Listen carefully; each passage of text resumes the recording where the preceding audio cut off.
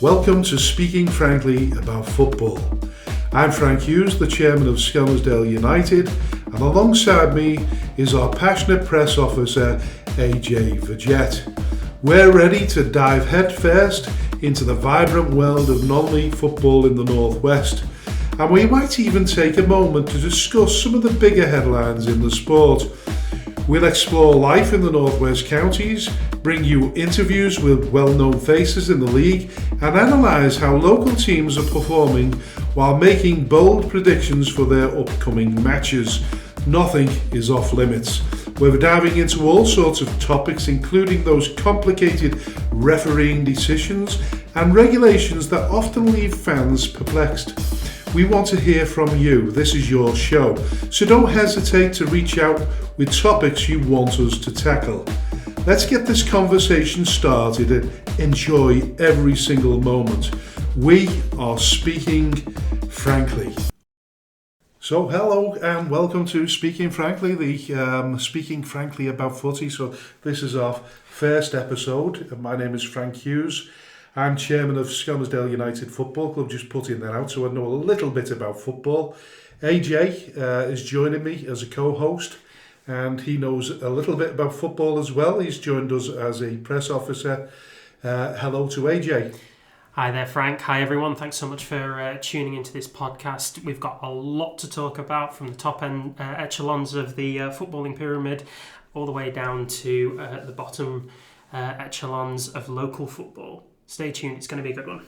Yeah, and we're probably going to, like you say, concentrate on Northwest counties, but we will stray a little bit. We'll be talking about Thomas Tuchel and Alex Ferguson if we get the chance, and talking about all the little things that go on behind the scenes.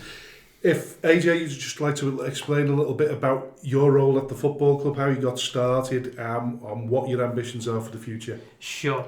So I joined Skelmersdale United in the summer of this season when I answered a club appeal for media contributions towards the running of the club itself. I'm a journalist by qualification, or nearly. But I've since joining Skelmersdale United, I've taken on reporting role and match day photography as well. So trying to be the jack of all trades and master of absolutely none at all. I work in tandem with the media team as well to produce good quality content that then goes on our social media channels, including Facebook, Instagram, X, formerly known as Twitter, and YouTube.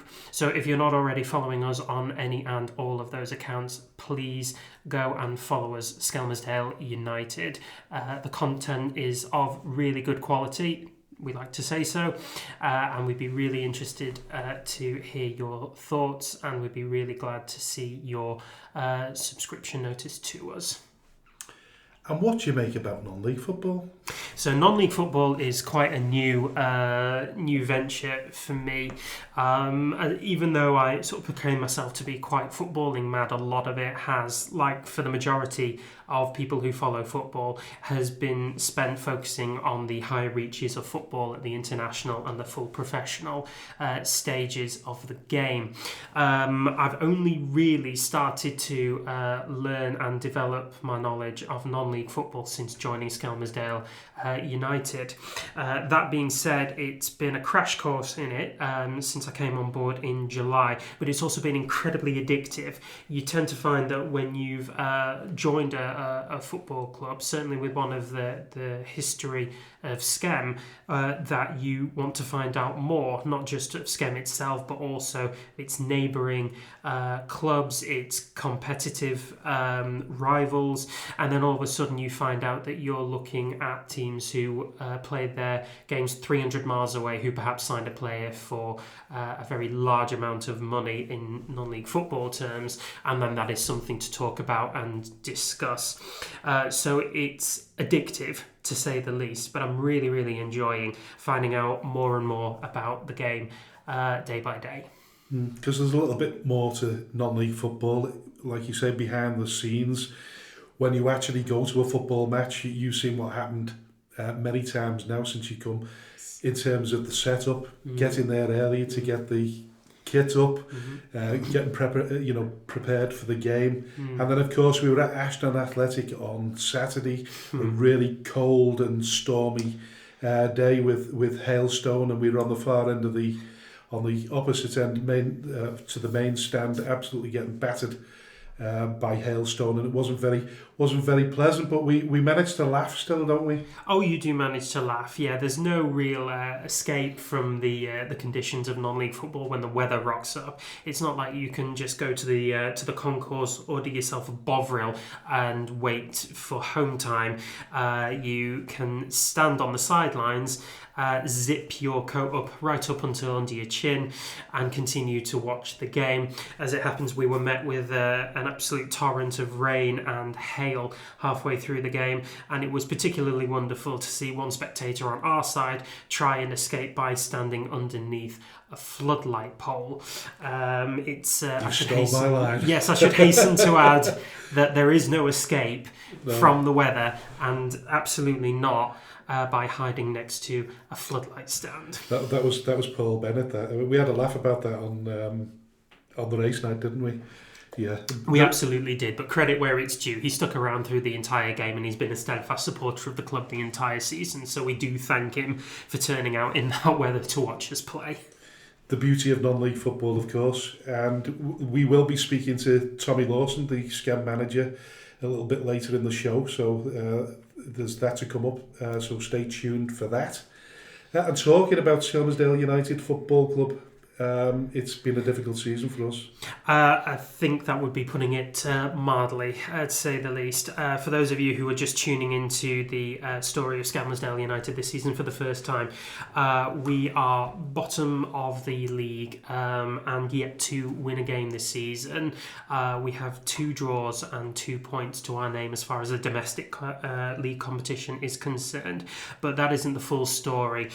We have been through a raft of new players, most of whom were brought in at the start of the season when Tommy Lawson, when he came on board, found that he had to rebuild the entire squad from scratch.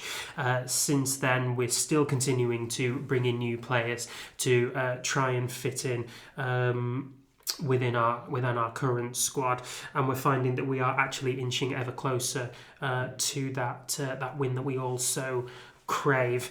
Off the pitch, we're doing as much as we can to try and keep the club afloat, because as we'll be discussing later, non-league football is not riches and glamour and the champagne lifestyle.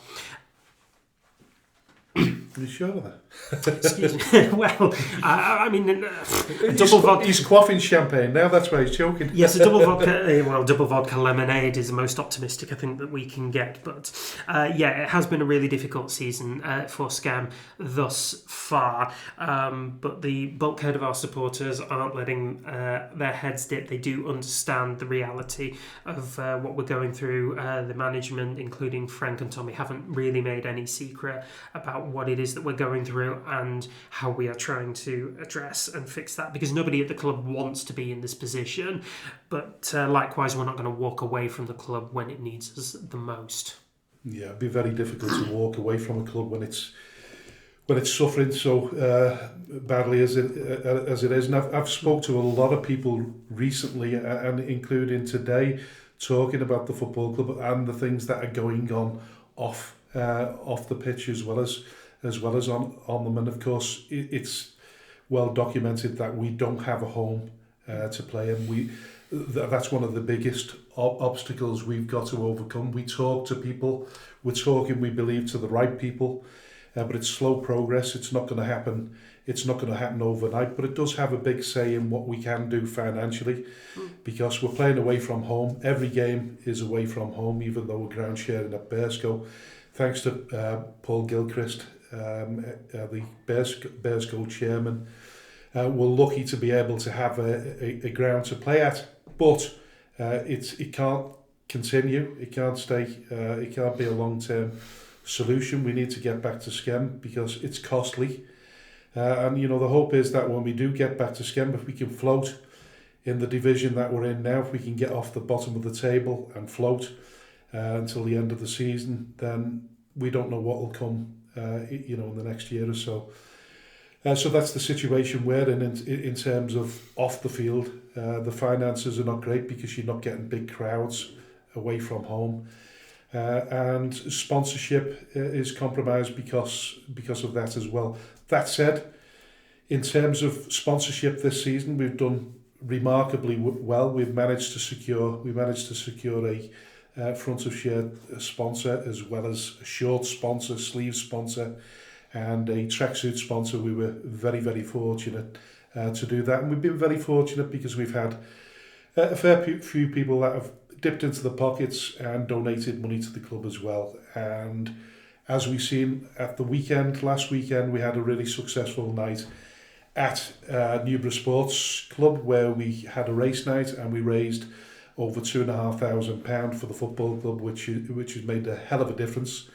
And we just have to thank those people that supported it, including the Stephen Gerrard Academy and Alan Westhead. And one of the big prizes that we had was a replica shirt and a hospitality package for two at Anfield, which will happen on Sunday against Chelsea. And that prize alone, put on the open market, is probably worth £1,000, and the bloke that won it cost him a tenner, and he's absolutely delighted.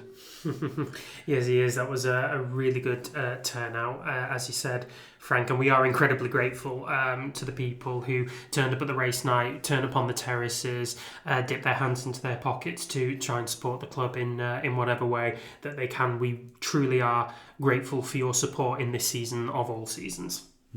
And when we do speak to Tommy later, we will mention the upswing in what we believe is there is a sort of sea change, is the right word. We feel as though things are getting better. I know there was a heavy defeat amongst those defeats, and I know it's at the end of the day we're still losing, but there is a feeling that there's a bit of camaraderie and the players are getting together and things will improve. And Tommy will explain that better than anyone when we speak to him later on in the show. Certainly will.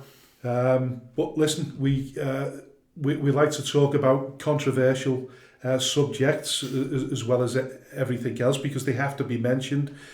We played Daisy Hill in the cup on Monday, in the Edward Chase Cup, and Daisy Hill were awarded a penalty towards the end of the game. I think it was around about the 75th minute. And it was quite a controversial decision, because not one person in that crowd, or certainly anybody that I've spoken to, thought it was a penalty.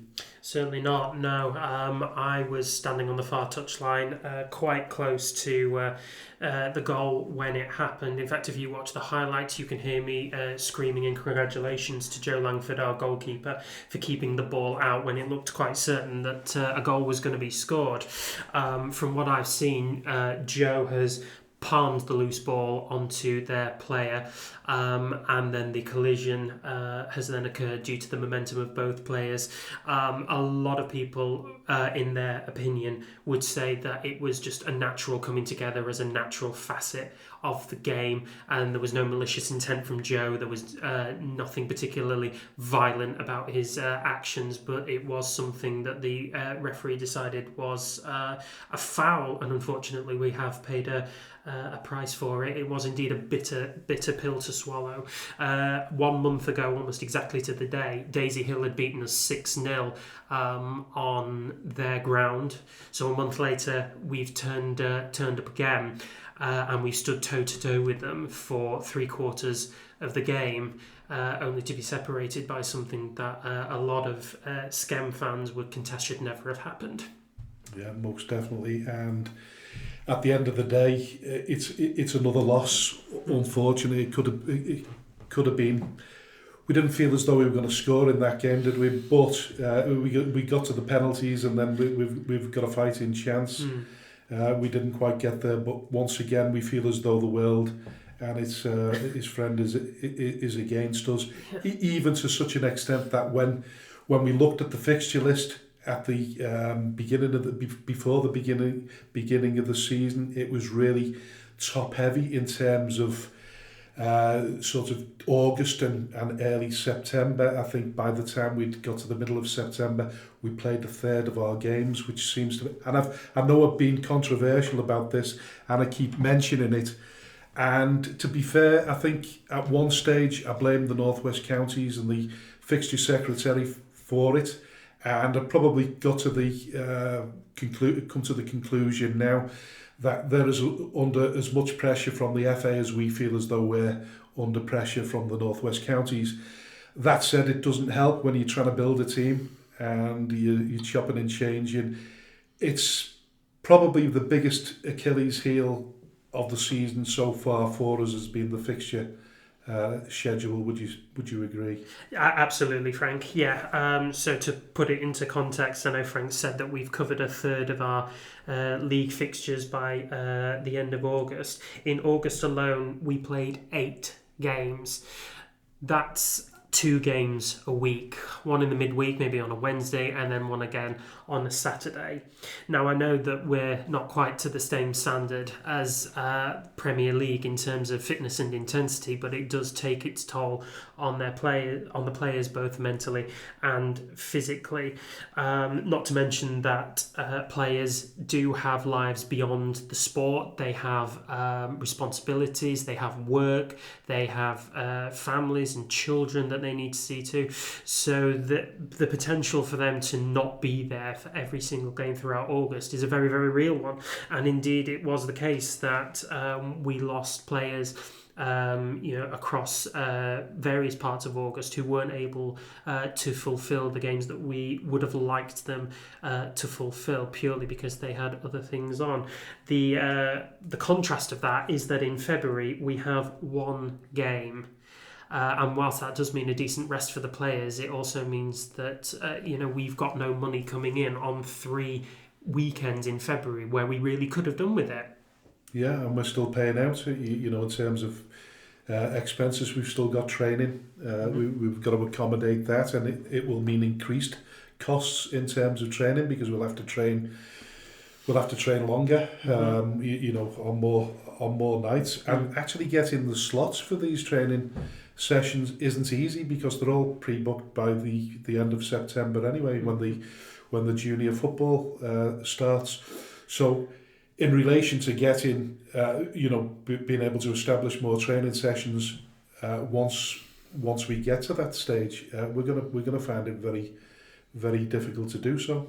Certainly are, especially when we require the facilities that we need to during the winter. Obviously, we're going to be having training sessions in the evening when there's no natural daylight, so we need a floodlit environment to be able to support the needs of the boys, the club, and to work around the elements. And if we're not going to be able to do that if we're in constant competition with other clubs and junior clubs to be able to access the very limited facilities that we need to train. So we really are in a dilemma here. And in terms of, listen, we know that the Premier League of our Northwest Counties is top heavy. There's 24 teams in that. There's 18 in the north and south. I think in an ideal world, the Northwest Counties would prefer to have 20 in each division. I don't think they have a great deal of say in terms of what's happening there. There's reorganisation, restructuring, lateral movements has all got to take place to get it equal, and that's not going to be easy. So from our perspective, we've got a 34 game season as opposed to what we had 46 last season, but it still spans over a 40 week period, so we're still active for 40 weeks, but in general sort of terms, we could have played 34 games in 34 weeks. But yeah, like we said before, we played 8 of them in August when we didn't really need to. And I can understand the worry about inclement weather and things like that. It more affects the bigger division because there's 24 teams in there, and it was a struggle. It was a struggle for a lot of teams last season. I think this season was extended by 1 week because we had to play Cone, which was a rescheduled game, and we played that a week later after the season, so the season had been extended. So we can understand the difficulty in the top division because it's top heavy. We can understand the logistics because in terms of ground share agreements and things like that, actually arranging the fixtures is a bit of a nightmare for the fixture secretary, so we understand all of that. But it does look as though a lot of the problems are initiated or a problem of the FA itself. We can only really interpret that because when we've tried to make any appeals to the Northwest counties, we haven't exactly been met with the most direct response. So we're only really going off interpretation at this point. But it does signify the problems of our current circle of divisions, both the Premier Division, the Division 1 North, and the Division 1 South. So I suppose in order to affect change, a little bit more noise may need to be made. Yeah, and I think the Northwest Counties League are open to that in terms of they want to put pressure on the FA themselves. They want the FA to understand what it's like for the clubs that are in the Northwest Counties. So whether we get any feedback from that soon remains to be seen. I don't think it will. We can only hope. We can only hope. Now, a question that's been asked a lot recently because of our form is what would relegation for a club like Skem entail? What would happen? The best way I can answer that is I don't think we'll be relegated.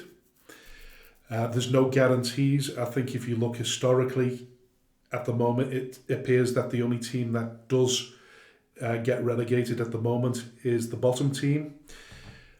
Nelson had a reprieve last season because of lateral movement, and they were fortunate in that sense. So they got a reprieve. That was great for them, but it's no guarantee that you get a reprieve. So I think we've definitely got to finish above that bottom spot. And I think Nelson had the best of the worst records, if that makes any sense.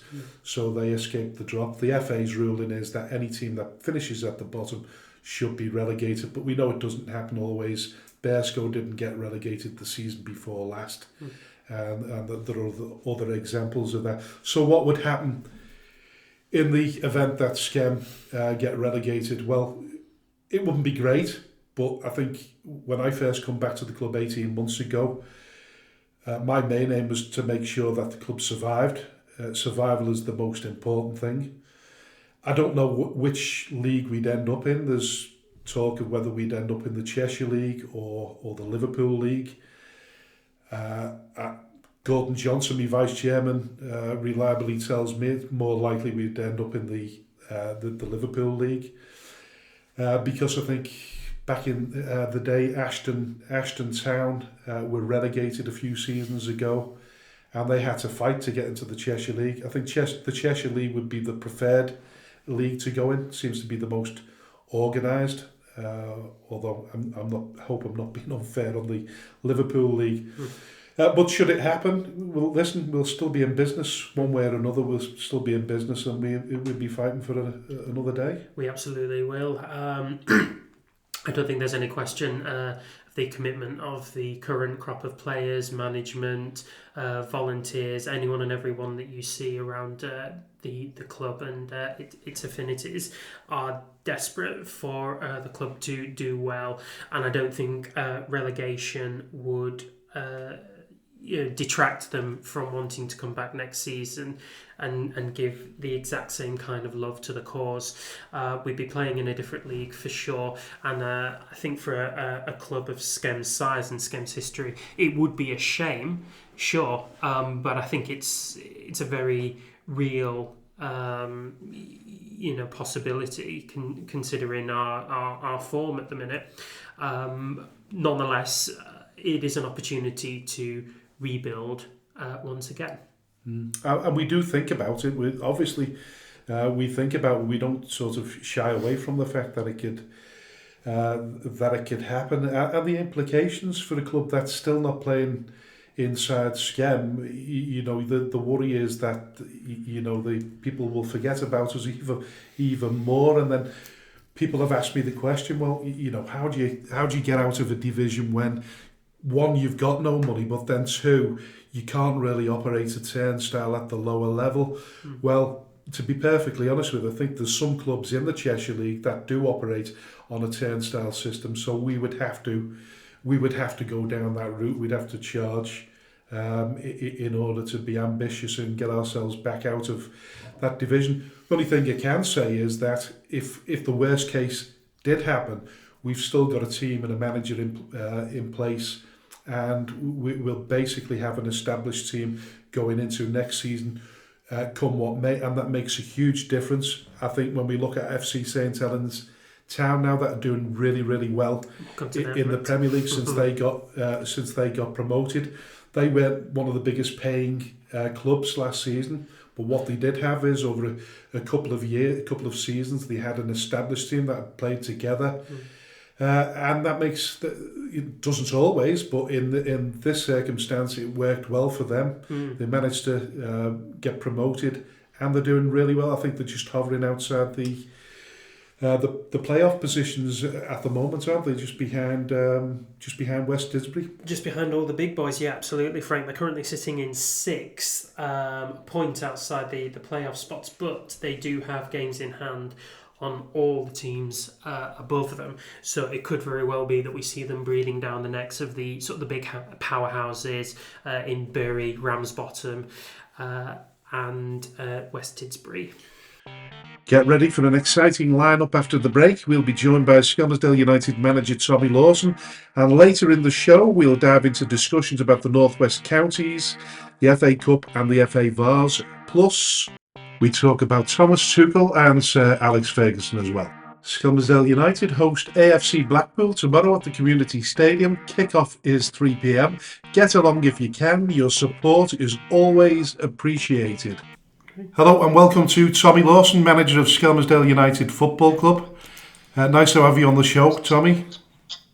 Thanks very much. You're more than welcome. Right, get on with it. We want to talk about, obviously, what it's been like since you come back to the football club. Listen, we knew it was going to be very, very difficult. Everything was explained to us before we come to the club. We knew what we were sort of buying into. But it's a wonderful challenge, and it's a fantastic cause.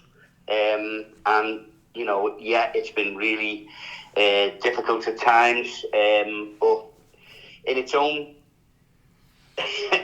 own stupid way, it's been really enjoyable as well, being, back at a club that I've got so much affinity with.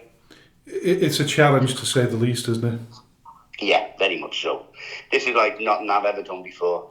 But, as I say, it's very hands-on, and it's, like I say, it's got its rewards in other ways, because you start to see a picture emerge eventually, and you look at what could happen if we're allowed to build and if we're allowed to grow. And yeah, it's like I say, it's a big challenge, and I certainly don't regret taking it on, that's for sure. Tommy, when it came to moving from Southport, where you were head scout, to Skelmersdale United's hot seat, what was your sort of motives and reasoning behind it? Well, I think it's fair to say, isn't it, that the reasoning behind it was that Frank had asked me, or invited me, to come in. And in all honesty, I was reluctant at first, because I was enjoying my stay at Southport. It had been a different sort of job to what I'd been used to. But Liam Watson had invited me in after I left Marine, and I was there for just on 7 years. Totally enjoyed it. And then, as I say, Frank's persuaded me in his own unique manner over a couple of pints to come on board. to come on board at Skelmersdale. So listen, it's very much all hands to the pump. It's as I said before, it's very hands on, and everyone's got to do everything, if you like, but yeah, that was the pull, if you like, Sure. Come and work with Frank again. Yeah, he's a big pull. To be honest, he clearly loves the club so dearly, as I suppose without question, really, do you?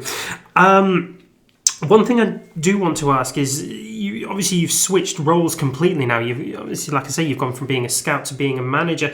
Again, do you prefer the challenges of being a manager as opposed to maybe the less sort of spotlighted role of being a scout? Well, it was funny, after I'd left Marine, it was the same week that Liam spoke to me about joining Southport. And it's well documented. I couldn't get my head around it at first because I've been a manager for all them years, and we'd had great success in an awful lot of places, and in even different types of success. People sometimes say to me, like, what do you feel is your best achievements? And probably one of my best achievements was keeping Marine in the division the year that I took the job. I think there was 18 games left, and they were effectively in trouble. And I took the job and kept them in the division. We had a walkout as well. It was the previous manager. His players. They stayed loyal to him, and they decided they were going to leave, and we had to rebuild that team in like 10 days. And it was, like I say, wow! I thought it was a great achievement, and we've had, cup wins, and we've had, league wins and whatever, promotions, and there's all kinds of things that I've done at Prescott, that I've done with Skem, even taking Congleton to the cup final, in one of my early games up there, and again keeping Congleton in the division with 9 games to go, and it's they're all things you look back on fondly. Sure. Does it take its toll on you? Yeah, it takes its toll on every manager, and if a manager tells you it doesn't, he's telling you fibs. Because at the end of the day, you start to live it. You start to you wake up thinking of football. You go to bed thinking of football. What if I do this? If I can do that? Can I introduce this? Can I introduce that? You're watching some of your younger players, and you get great satisfaction out of seeing young lads coming through and developing and whatever. It does take over, definitely. A good question for you, really, Tommy, is how management has changed over the years, because you're not just managing the team anymore. You're managing the players, aren't you, and their egos and what have you, even at this level. Yeah, it's funny that, because we talk about the difference in players now. Young players, they're not the same as what they were. I think in the day, the John Casses and the George Donnellys and the Craig Noons and the Neil Robinsons, Carl Baker, Mark Duffy, all these young players that come through at different clubs, they had a different outlook. They were more determined, more focused on what they wanted to do than today's youngsters. I think today's youngsters, they lack the patience that's required. They also sometimes they listen to the wrong people, and that can be a parent, who thinks they're doing well, and unfortunately, it's not always the way. Some parents live their lives through their children, don't they? And yeah, I think the outlook from some of the younger players now is disappointing. That is a difference. Do you think social media plays a big part in that? I'm sure it does, and I'm sure some of them are sitting behind these, these games that they play and all that, and they're on that for hours on end, aren't they? What is it, Football Manager? I don't know how it works now. But you know where I'm coming from with that. Yeah. He lived a life sitting down watching a screen. Yeah. Whereas other generations were out with a ball. Yeah, well, you can't play football in the streets any longer, can you? That's for certain. You can't even play Kirby now because there's no curbs because there's cars all over them. Yeah. But, it's definitely a different generation. But it throws up another challenge, a different type of challenge. And what's good in football now and what's bad in comparison? Obviously, the changing character of players, but there's a lot of things that upset us in the game these days. I think we take them all personally at times, but yeah, what's changed? What's good and what's bad in football now? What I would say is the biggest change has been the amount of money that's floating around in non-league football. The expenses that some of these players can command. It's fascinating how it's changed. And listen, they don't all go that way, but you can certainly lose a player because of finance. That's for sure. I mean, some of the lads that we've in the short space of time that we've been at Skem, we have lost players, and some of them have been financial. Darren Askew, Peter Moore, Ben Barnes, Keane Joyce, Callum Sandel, Zach Riley, Conor Reddy. We've lost all them lads, and they've gone on to play for other clubs and get. I mean, we haven't got the expenses. It's just unfortunate that was the way we started the season. So all our players were fair game. And it kind of highlights the predicament that we found ourselves in as a football club at Skelmersdale United. The lack of finances playing a big part in results. Well, what it does, Frank, it dictates that we bring youngsters up rather than bring talented lads down. It's difficult to bring in the experienced player if you can't compete with the expenses that are getting paid locally. You don't necessarily have to have more, but it's nice if you've got the same. If it's an even field. We brought some youngsters in, and I think we've got some really, really talented kids. But as with kids, you don't get consistency. We've got some talented lads, but you know what? Even that, they get picked off. We've lost Alfie Westhead, we've lost Tom Smith, and Renato Gomez has just signed a contract now with Southport. All, in my opinion, talented lads, and I think they'll all go on to have good careers in non-league football. Renato in particular, I feel could go on to play professional. He rang me today.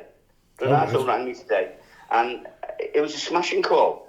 And as it would be, my grandson was with me in the car when I took the call, and we spoke for about 15 minutes, and he thanked me for what had been done and the help that he'd been given by Skelmersdale United. He was very appreciative of the club. We spoke particularly well of an awful lot of people, mainly you as well, Frank.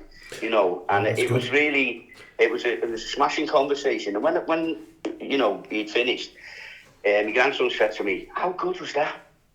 He said he took the trouble to ring you and thank you, and and I know where he was coming from, because it was good of the kid, And we will watch with interest, won't we? We'll monitor his progress now. And I did say to him, when you're a millionaire or whatever, I said, think a little old Skem. Your first leg up, We certainly do wish him all the best. Because you know what? It's a marked improvement for the lad. When he come to us, he was very sort of wet behind the ears, but in the time that he's been with us, he's grown as a player, that's for sure. And he looks a bit like a professional footballer, doesn't he? He's got the diamond earring and the backflips, the headphones, the backflips. Yeah. Well, I've got all them, Frank. I know, yeah. Is that one of the biggest hallmarks of your achievements, Tommy? Is being able to see a player grow before your very eyes to then take that next step in the footballing journey? I sort of pride myself on the amount of youngsters that I've had the pleasure to work with, and we have, you've played alongside them in a sense, and you've helped bring them on, and you've helped them to get a career, and I'm, as I say, I'm really proud of that, and yeah, I can. I don't want to be blowing my own trumpet, but I can normally see something in a player that maybe other people don't. But I'll go back to what we were talking about earlier. It's whether these players are patient enough, or it's whether the parents of these players are patient enough. We've got a couple of kids at Skem now, and they want to play, but we're not in a position. If we were in the middle of the table and there was nothing riding on things, I would have these kids in the team every week, and I would watch their development. But unfortunately, the position that we find ourselves in, it's important that I can't wait for a player to develop. They've got to produce on a consistent basis. Otherwise, we'll fall deeper. And it is frustrating because, as I say, I would love to play certain players, but they've got to be patient as well. Yeah, most definitely. Listen, Tommy, I've seen a definite upswing. We've had we've not had a win so far this season. We've had an awful lot crammed into the early parts. I think the majority of our games got played in August, such as the fixture list as it is. But from the two back-to-back defeats, the Main Road 6-0 and the one afterwards, which was the Holker? Daisy Hill. Daisy Hill. Yeah. I felt that the game after that we played Droylsden, proper sort of football score, and then we had a good, albeit marginal defeat after that, and then thrown in the middle of what's happened recently, we obviously had that 9-0, which none of us anticipated at all. But I do feel as though there's been an upswing in our recent performances since Droylsden, apart from the Holker result. What's your sort of feel on it? Well, you mentioned the Daisy Hill game there, and we played them in the league, and we got beat 6-0 at their place, and then we played them on Monday night, and we were beaten by a contentious decision by the referee. To say the least. Yeah. Well, it was. Come on, let's be fair. We have to be careful. We have just at this point we have to be careful what we say, because we have to massage egos as well. Let's just say it was. All the people, I'm including their staff, their players. Other people that I spoke to. After the game, there was a professional goalkeeping coach at the game, Phil Priestley, and I asked him his opinion, and everyone seemed to lean towards the fact that Joe got to the ball first, played it on to the lads, and then the lads gone over. And if you listen to the lads' interview after the game, he was laughing, and we asked him, was it a penalty? And he said, well, we'll take it. Yeah. Now I think that's significant. I mean, we listen. We're the one that feels aggrieved because of the decision that was given. It's gone now. It's one of them things. It was the 80th minute. I thought we played really well. So from 6-0, we get a score that is more in keeping with the performance. Their manager did come into the changing room immediately after the game. And he said, well, we didn't see that coming. We thought we were on another easy night. And he said, you've given us a fantastic game, and said some very nice things afterwards. But what we've said to the lads is that's got to be the bar now. Yeah, that's where we start. And like I say, it's trying to get consistency. I think the other thing that's really hurt us this year is players will say, because there's no expenses and nothing at all, players have said, well, listen, Tommy, I've got to work.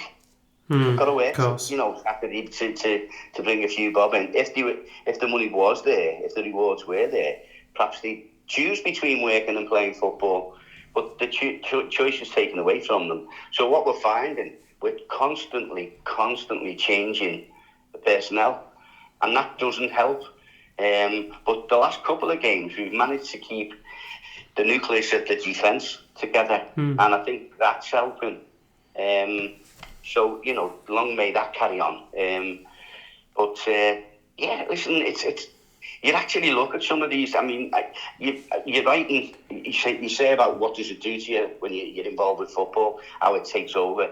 You've got bits of paper and you're writing teams down, and you're like, well, that'll fit there, and you're trying to build that wall that you do as a football person, and you look at it and you think to yourself, wow, that could really work. He's going to be a player. He's going to do well, and that's the excitement of it, isn't it? Yeah. Of course, yeah. I mean, you mentioned that you've managed to keep the core nucleus together for the last couple of games. Indeed, there's a handful of players who've been with you since the start of the season. Harry Middlehurst, Alex Priestley, Ryan McNally, Peter Smith. Are you finding that as the game's going on, those sort of core group of players are gelling more off the pitch and making themselves a lot more familiar with each other? Well, yeah, because Peter Smith, you've just mentioned, now Peter's been invited. Peter's 28 now. Peter's been invited onto the management team. Wow. Also as a coach, by the way. As a coach come player. He will still use his abilities as a player, but we've invited him into like our little group. So it's now myself, Andy Gray, Andy Barlow, and Peter Smith. Now, Peter talks really good football. He's a football man. I think he can help some of the younger players, particularly the lads that play in similar positions to him. And we just think it'll enhance our little group, if you like.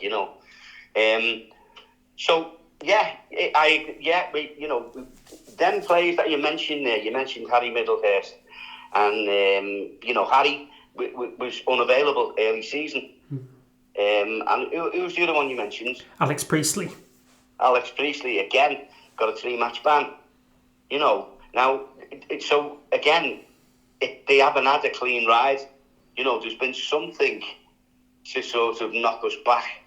And like I say, the idea of saying again, which is every manager's dream, the same team, same again. It hasn't been open to us, But yeah, as far as off the pitch goes, I think that's still a work in progress. Yeah, I think I've said it. We were bringing in like 4 or 5 players into a group of players that didn't really know each other, and that's changed a bit now. We're bringing 1 or 2 into a team that are fairly more well established now, which has helped. Yeah, but the other thing, Frank, that contributes to that. When you're with a club that's got resources, you put a coach on. If you're going far enough, if you're going to Holker, you put a coach on. Yeah. And that builds the rapport between the players. They don't just become teammates; they become friends. And there's a big difference. But unfortunately, the situation that Skelmersdale's in at the moment, we have to say, well, okay, who's coming in my car? Who's coming in your car? Who's going in your car? And that's the way we're doing it. We laugh about it. Don't we say we're Skem taxis? Yeah. Well, as an example, last night I was talking to AJ before off air. We were talking about last night at training. Which, when I say last night, by the time this comes out, Wednesday night, you'd got to training, and then you had to race home to close your floodgates. Flood barriers. Yeah, your flood barriers, and then I'm laughing about it and talking to the players while you're absent, and then I get a phone call off Rowena a little bit later saying, "Listen, we've got a similar situation here now. You're going to have to come home." So we've got all of that to contend with on top of it. It's like it's like we're cursed. We had to share it out at the end, didn't we? Yeah. You were off St Helens. I was off to Ormskirk Station.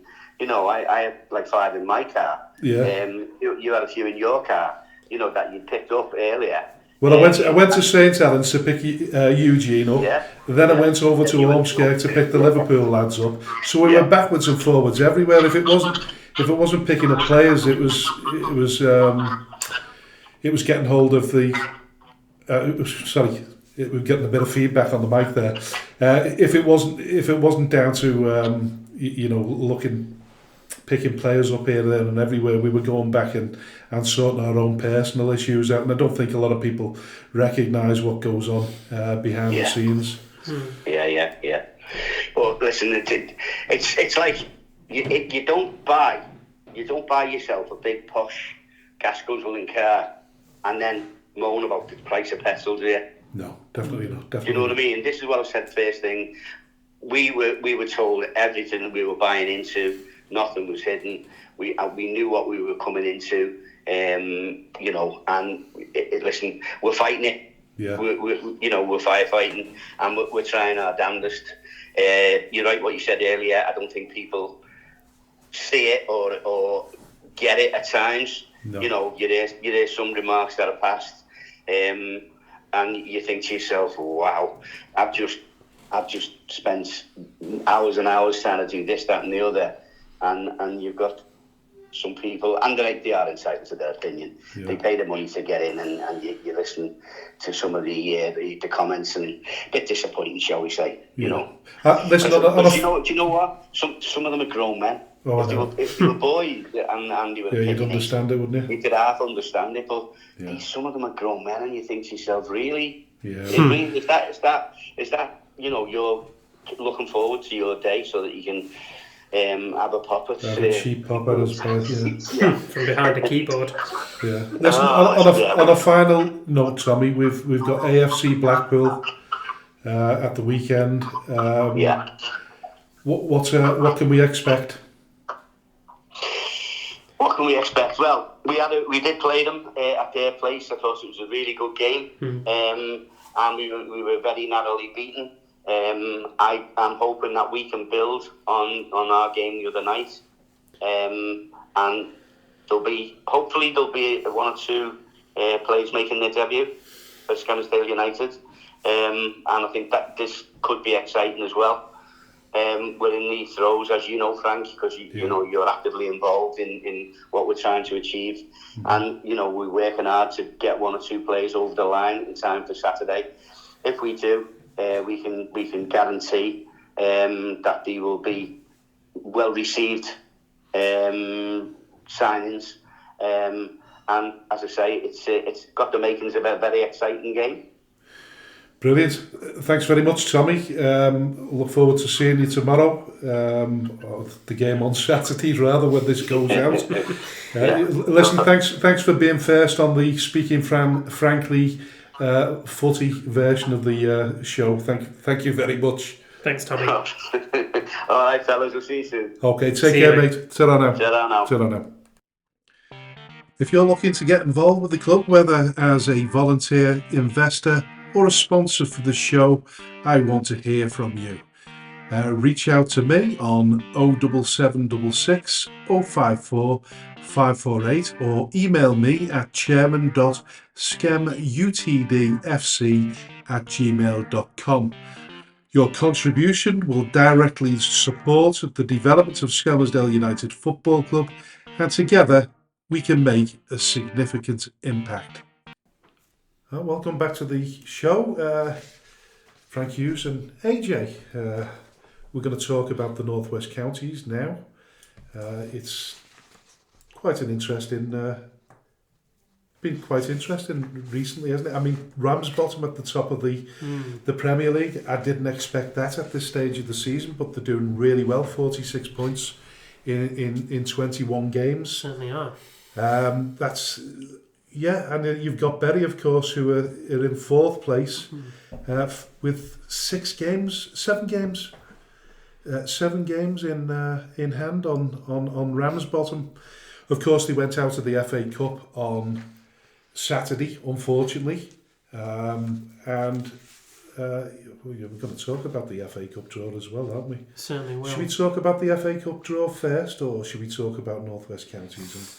Let's talk the FA Cup first. Yeah, let's talk about the FA Cup, because we were at Daisy Hill on Monday when the draw was taking place, and it was quite an interesting draw, really, because we were looking out for teams like Wrexham and who draw Wrexham. Of course, anybody now that wins the first round of the FA Cup, they get a £45,000 prize, which is a lot of money for any club at that level. Yeah. Hednesford are the lowest ranked team. They managed to win their replay. And I'm just looking at them. They've managed to Gateshead. They got. Who did they get in the end? They got Gateshead. Oh no, they beat Gateshead, didn't they? And they've got either Gainsborough or Boston. I can't remember who won that one. So they've got the home advantage on that one. So that's a all non-league tie, which is a good one from their perspective in terms of you get into the second round, you've got a reasonable chance of getting into the second round of the FA Cup. On the flip side of that is, you're going to get knocked out of the competition pretty soon. Do you go for the big boys and hope that you get a Charlton Athletic or a Wrexham? Wrexham seems to be the big glamour team. Oh, absolutely, yeah. They're headed up by 2 Hollywood superstars, and they're drawing in enormous crowds every single week. And in a wonderful kind of Hollywood story, it is Harrogate who will be welcoming Wrexham to their ground in what's going to be a massive, massive game for them, very possibly televised, certainly a huge gate at Harrogate's home ground. And even if they don't win the game, Frank, they still get £15,000 as a losing team. It's a good enough incentive, isn't it? And listen, I have to say, Harrogate Town, albeit playing a big sort of Hollywood glamour team, they also played Skelmersdale United Football Club in the first round proper of the FA Cup a few years ago, of course. The peak glamour team, Skelmersdale United. The peak glamour team, of course, during that period of the pandemic, so it was behind closed doors.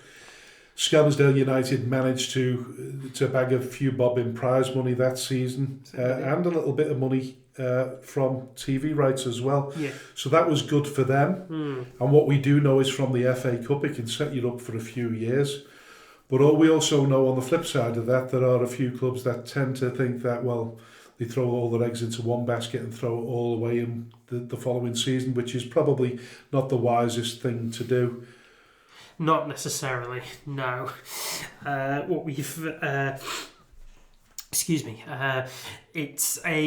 It's a tricky one, really. I suppose if you do get that far in the FA Cup, you really do want to put your all into being able to make that cup run last as long as possible and to kind of live the dream as much as you can. I mean, we look at Lincoln City and their amazing cup run a handful of years ago under Danny Cowley, which ended at the quarter-final stage. But they made a lot of money from that one, and as a League Two team, obviously the amount of money and the amount of recognition garnered, is equivalent to a team like Hednesford or Harrogate or indeed Horsham, who will travel to Chesterfield in their own FA Cup tie.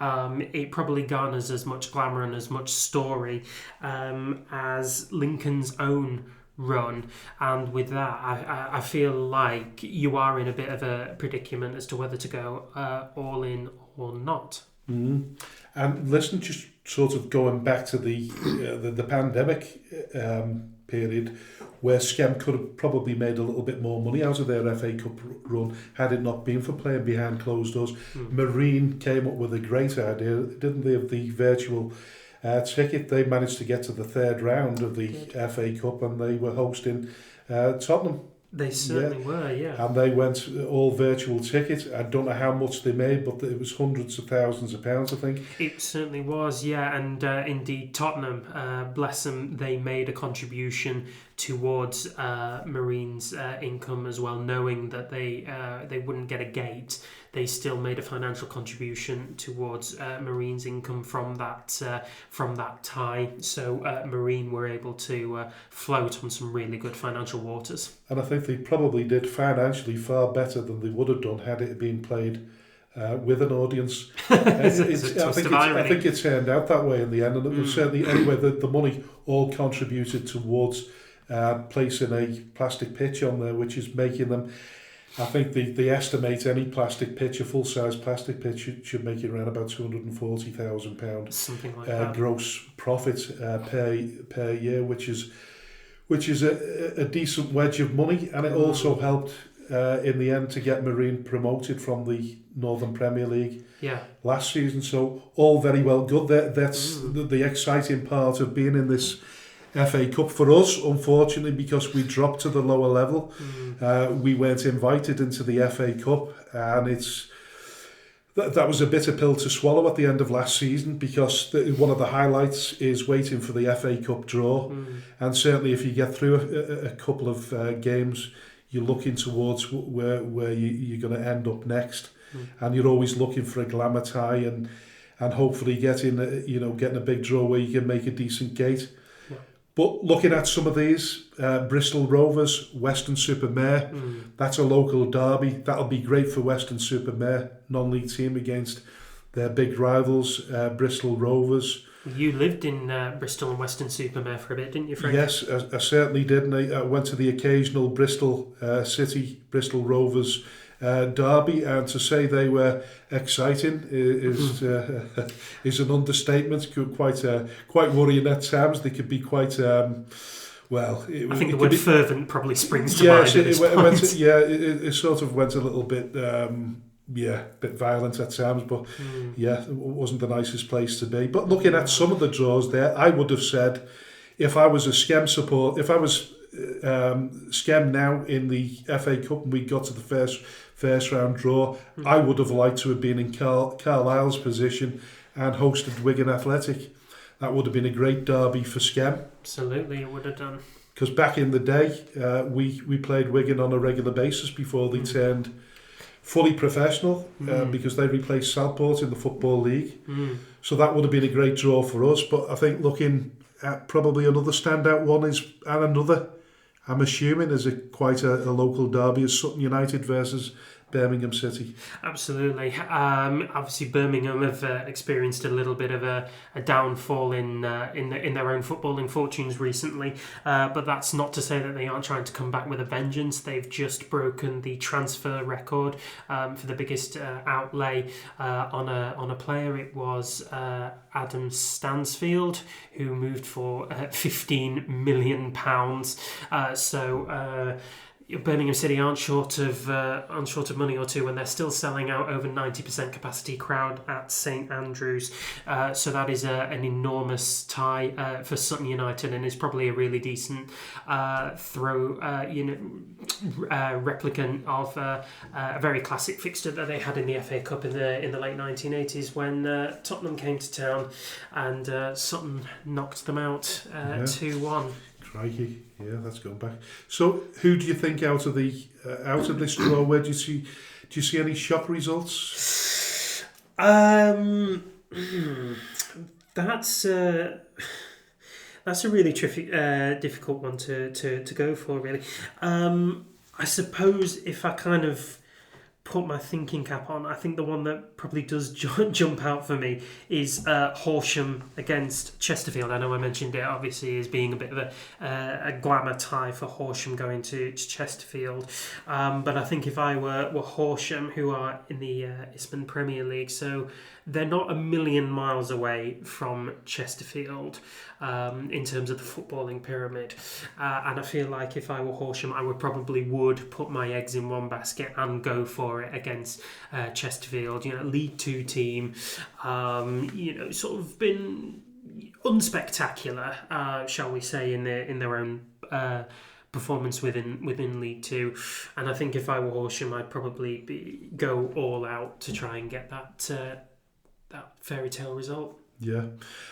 I'll put my head on the chopping block here. I'll say I can see Cares and Ashton pulling off a shock result against Mansfield Town. And I'll even throw in there, I think Weston-super-Mare might shock a few people and knock Bristol Rovers out of the FA Cup. But there's quite a few ties there, are all non-league ties, so we do know there's going to be a non-league presence in the second round.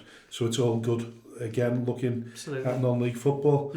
Brilliant. And because I sort of went off on a tangent there, because we were talking about North West Counties football, but we're talking about Bury Football Club, of course.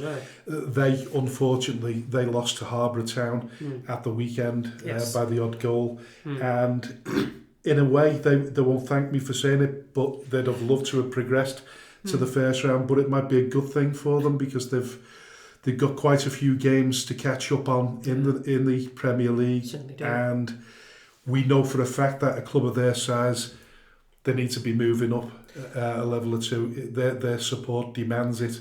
Certainly does, yeah. Obviously, the plight of Bury Football Club isn't unfamiliar to anybody with knowledge of football, and it was a deep shame when they were forced out of the football league. And I think that has to be the priority if you're a Bury fan, is wanting to see your club back in the football league where they belong. Now, you're rightly saying they do have a lot of games to catch up on to overtake Ramsbottom, who I believe is sitting at the top of the Premier League right now. It's either Ramsbottom or Chadderton. Either which way, or they have a lot of games to catch up on. And I think by taking the focus away from their FA Cup exploits, they're probably doing themselves a favour. They're not short of a really decent gate. They're not short of good players within the squad. And I think by the end of the season, we probably will see them just that one step closer to back to where they belong. Yeah, and of course they're involved in the FA Vars this weekend, and they're playing Chadderton. So two of the teams in the playoff divisions, the playoff positions, are going to meet each other. So that'll be a good test, and might tell us a little bit more about what way the league is going to go this season. Certainly will. And it's funny, really, isn't it? Because I've got a soft spot for Bury. You keep saying it all the time, but I felt sorry for them last season because they were a victim of injustices like we were. People seem to have it in for them, and I know probably towards the end of last season they were questioning whether they had the right manager. I think he's answering all those questions. Dave McNabb this season seems to have a really settled squad, a really good squad, made up of one of our ex-players as well, Bebeto. We didn't see much of him at Skem, of course, but what a cracking player he is. I wish Bury all the best at the weekend, and hope they get a decent result against Chadderton. Although it'll put them one game further back again in the Premier League, which is a bit of a nuisance for them because they want to get to the top of that. Whilst they're still there, you know, what is it now, 14 points away. It always seems like it doesn't matter how many games you've got, how many games you've got in advance of them. It's just you don't know which way it's going to go. You just want to see them points coming in quickly, don't you? Of course. And the shocks, like I say, Ramsbottom being at the top, Lower Breck. I didn't expect Lower Breck to be up there. No, they're a bit of a dark horse within that division at this point in time,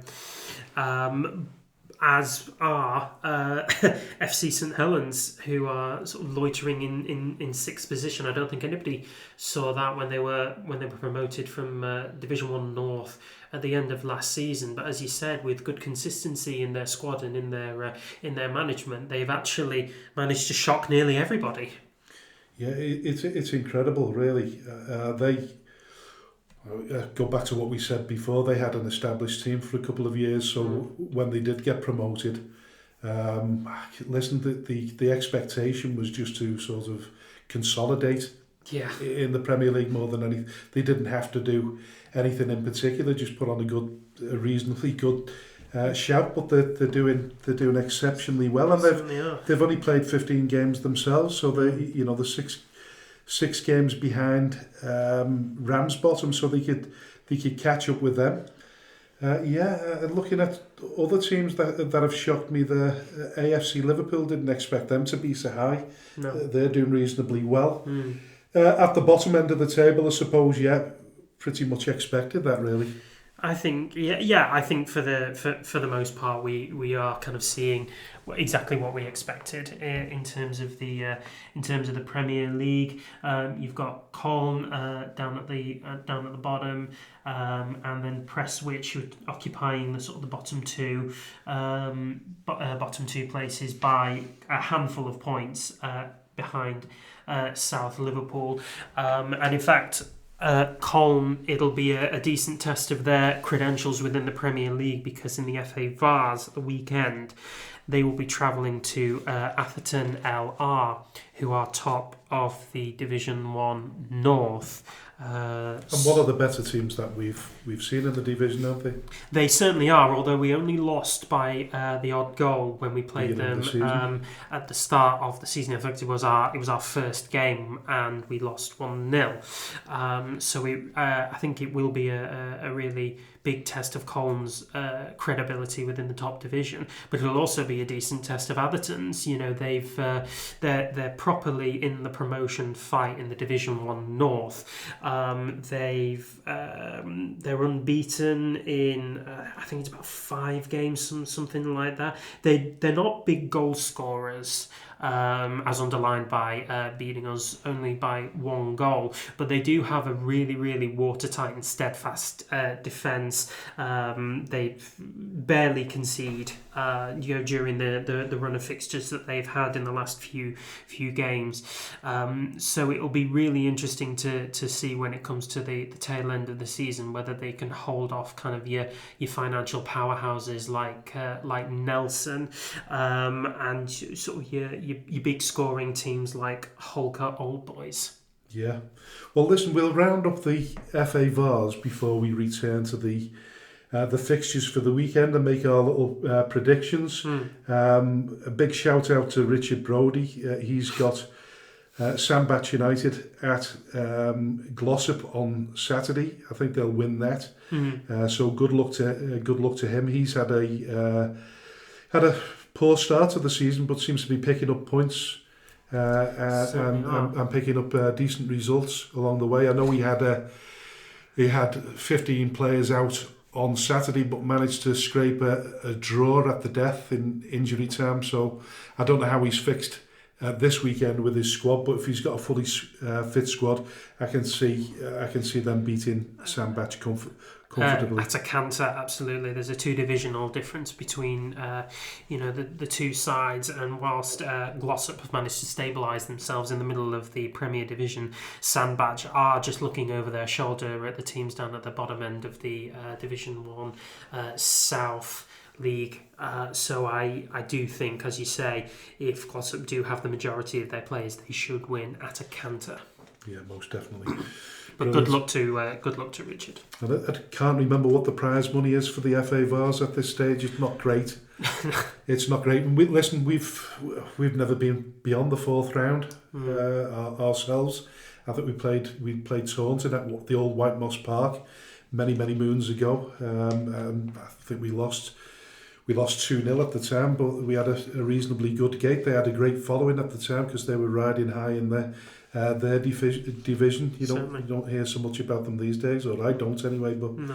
Yeah, so looking good for the weekend. I wish we were involved in the FA Vars, but unfortunately not. But listen, let's move on to the Premier Division again and look at the fixtures. Charnock Richard versus Lower Breck. Lower Breck in third place. Charnock topsy-turvy. Yeah, I'm seeing quite a clear Breck win on this one.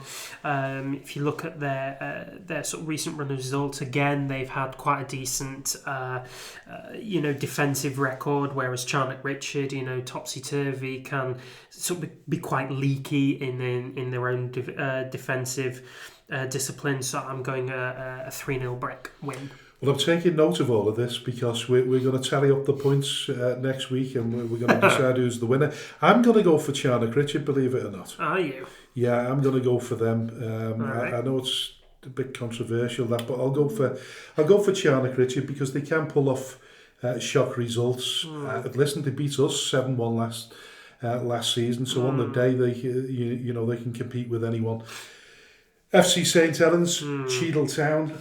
Yeah, I mean, St Helens' consistency sort of speaks for itself, considering how far up the table they are and with how many games they have or haven't played, whatever way you look at it. I'm seeing a win for St Helens on that one. I don't think it'll be at a canter, but I do think they'll get a one-goal result against Cheadle. Yeah, and I'll go along with that, to be perfectly honest with you, because my good friend is the sporting director there, Mark Hayes, so I wish them nothing but the best of luck.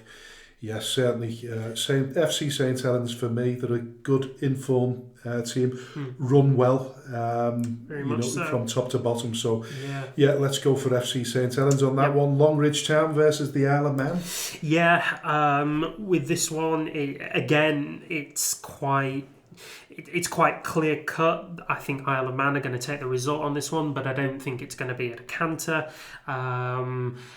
Isle of Man sort of quite up towards the top of the league as well. They're not quite as high as FC St Helens, but they are sort of up there. Longridge, handful of places down on Isle of Man, sort of firmly bottom middle of the division. I'm seeing a one-goal victory to the Isle of Man there. You on the Isle of Man? I'll go for Longridge. But yeah, I think that might be a close game. In fact, I'd probably call that one a draw if it was perfectly honest. But yeah, it could go either way. That, like you said, there's not much difference between the two. No. Lovely pitch at Longridge. The problem is it'll be a little bit heavy. Might struggle to get past the pitch inspection on Saturday because I believe we've got more bad weather coming up. So that could be postponed. Of course, FC Isle of Man, they play on a plastic pitch, if memory serves me correctly. In fact, yeah, I'm pretty sure they do because I've been there. So yeah, that could either be a draw or Longridge. But I'll go for Longridge on the basis that the game's going to get played, but it could be postponed. Sure. Now, Pilkington, Prestwich Hayes, that's a bottom of the table. That's very much a dogfight, that one. An interesting one, that. Yeah. I know that there are a couple of teams sort of down at the bottom who are very much adrift of the rest of the table. They are just sort of still looking over their shoulder, really. Prestwich, obviously, second from bottom, and Pilkington, fourth or fifth from bottom. I'm going to call that one a draw. A draw, that's a reasonable shout. That I think Pilks will sneak that one, so I'm going to go with Pilks. But yet again, my good friend Jenko, he's the chairman over there, so wish him the best of luck at the weekend. Now, South Liverpool, Bearscough, of course, controversial one for us because should we really be asking the question? Because no points to either team. No. In terms of it's a difficult one because South Liverpool just hovering above the relegation spots. Certainly are. Bearscough, topsy-turvy but middle of the table. Topsy-turvy but middle of the table. Yeah, I mean they've. But it's a derby, isn't it? It's almost a local derby, if you like. I would. A59 derby. The A59 derby, one of the classics. I think the signings that Bearscough have made have probably made a decent impact for them. And I think they've stabilised really well when you say these signings, which signings are you talking about? I'd say that Ben Barnes is probably a really decent signing for them. Yeah, and of course Peter Moore, as we know, fantastic addition to Bearscough. So yeah, absolutely. I mean, if ever there was a general that you'd want in the fight at this division, I think Peter Moore would probably epitomise it really well. I would say Bearscough will win this one. Well, because I don't want to be controversial, I think Bearscough will win that one. But listen, my friend Paul Gilchrist, he deserves he deserves a win. So I'll go for Bearsco as well on that one. There you go. Squires Gate. I don't know where that come from. Squires Gate versus Litherland. Yeah, sort of, again, sort of two teams who are sort of knocking around the lower echelons of the division there. They've come up with some decent results. Squires Gate have had a decent couple of results in the last few games. But, Litherland, you don't think you can write them off entirely, so I will say a draw for this one. Right. I'll go for Litherland. I think Litherland will edge that one. I don't see much coming back from Cone at the moment. It all depends on whether they can make signings. And of course, the longer the season goes on, the more inclement the weather becomes, the more fixture backlog they're going to have. That's going to be difficult to make up the games. They're okay there at the moment. They played above the average at the moment, or around about the 18 mark. So, I think they're going to struggle. They're going to struggle all through the season, unfortunately. Really well-run club. Nice people over there. Just unfortunate that they found themselves in a position at the bottom of the league. That's where we were last season. For the entirety of it. So I feel really sorry for them. So I've got to go with a Litherland win on that one. Yeah, definitely Litherland win with that one. Right. So moving on to the Division 1 North. Yep. I don't even know. What was it talking about Cone for? The bottom of the Premier Division.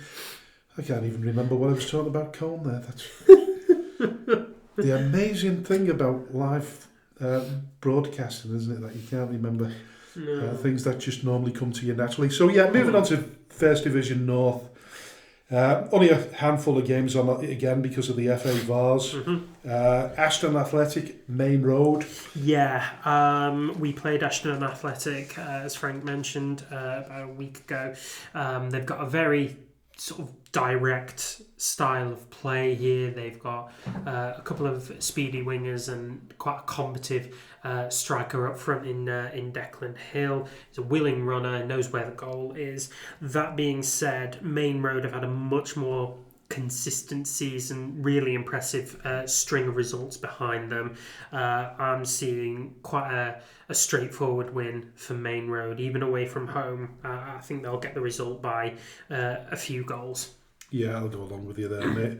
Main Road, decent team. They beat us 6-0, so Ashton Athletic. I think Main Road were a better team. In fairness, we played them. And I think overall the two teams that we played, Main Road definitely edge it, so I'll go with Main Road as well. Certainly. Bacup Borough versus McGull. We've not played Bacup Borough yet. Certainly haven't. No, but we've played McGull a couple of times. We have, So we've had one league game against them and one cup game against them. Again, contrasting results. A bit like Daisy Hill. So McGull beat us 6-0. Towards the start of the season at our place, but then a couple of weeks ago we played them in the cup and they beat us 2-0 and they were made to work for it. Bacup Borough are sort of quite a good set of results behind them again. They're in 8th place. There's what, 8th and 10th. Yeah, they are 8th and 10th. I think what is different here is that McGull are on a bit of a bad run of form, if you like. They're not doing as well as perhaps what they were in earlier days of the season. So with that in mind, I'm gonna say Bacup are gonna take the win here. I agree with you there, but then if there was ever a draw to be had, I think that could be a draw as well. Which moves us on to Garstang versus Steeton. So that's one that's being played with both teams towards the bottom of the division. Steeton are a team that we haven't played yet, but we played Garstang in probably one of my favourite games this season. It was a really good game. A stunning game. So for those of you who didn't know, we went to Garstang. We were 2-0 down at half-time.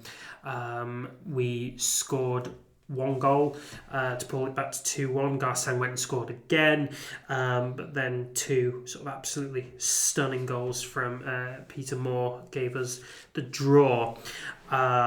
With that in mind, I don't think Garstang have kicked on particularly. They've secured a couple of wins, and I believe, although don't hold me to this one, they did beat Steeton earlier on in the season. With that being said, though, Steeton, I think they'll take it. I do. I just think there's too much daylight between Garstang's points accruement and performances and Steeton, so I do think Steeton will take this one. Yeah, I don't know. Listen, it's a difficult one, isn't it? I think Garstang desperate to pick up points. The way things are going at the moment for us, you could see Garstang pulling away a little bit more, knowing the luck that we have. But listen, I think I'll go for a draw on that one. I think for us, it'd be a nicer result. Yeah, it'd be a better result, so we'll go for that. And of course, our own Skelmersdale United versus AFC Blackpool. So, as Tommy alluded to within his segment, it was a very, very close game between us when we travelled up to Blackpool for a midweek fixture. We lost 2-1, and I think that was a game where we could have easily have got a point out of that one. I think we'd missed a couple of chances that on any other day we may well have put away. It's interesting that AFC Blackpool, not too long after our game against them, lost their top goal scorer in Nicholas Heppel, who moved to Wythenshawe. Luke Heppel still remains and is their top scorer with 8 goals. That being said, their goals elsewhere across their squad aren't really coming as much as what you would hope. No. And as for Skem, we are, despite the results on paper, we are on a decent performance run. We've got good, consistent players in the squad now who are turning up week in, week out for us. I think this is our prime opportunity to be able to get a win, so I am going for a Skem win here. Well, of course, I think we've both got to go for a Skem win there, because you've got to hope, haven't you? Got to support the club. You've got to hope, and like you say, they've got an out-and-out goal scorer there. How many his brother scored? Nicholas Heppel's brother. What's his name? Luke. Luke Heppel. So he's scored a few goals. Luke scored 8 this season. Nicholas had already secured 10 before he left. Yeah. So we need to watch Luke or hope that he's having an off day. He's got 5 yellows and he's got a ban or something like that. You just got to hope for everything at this level, haven't you? Certainly do. So, yeah, hopefully Skem's first 3 points of the season. And like Tommy says, there could be a couple of surprises there in terms of signings if we get them over the line in time. Yeah. And that could help our fortunes significantly on the day. So, moving on to the First Division South, I can't really say I know a great deal about the teams there. I know probably more about Winsford, Asheville, Camellards, and Runcorn. Apart from that, I think Stafford are the team at the moment, aren't they? They're top of the league. Certainly are. They're top of the league. And they have a 4-point lead and a game in hand on Alsager Town.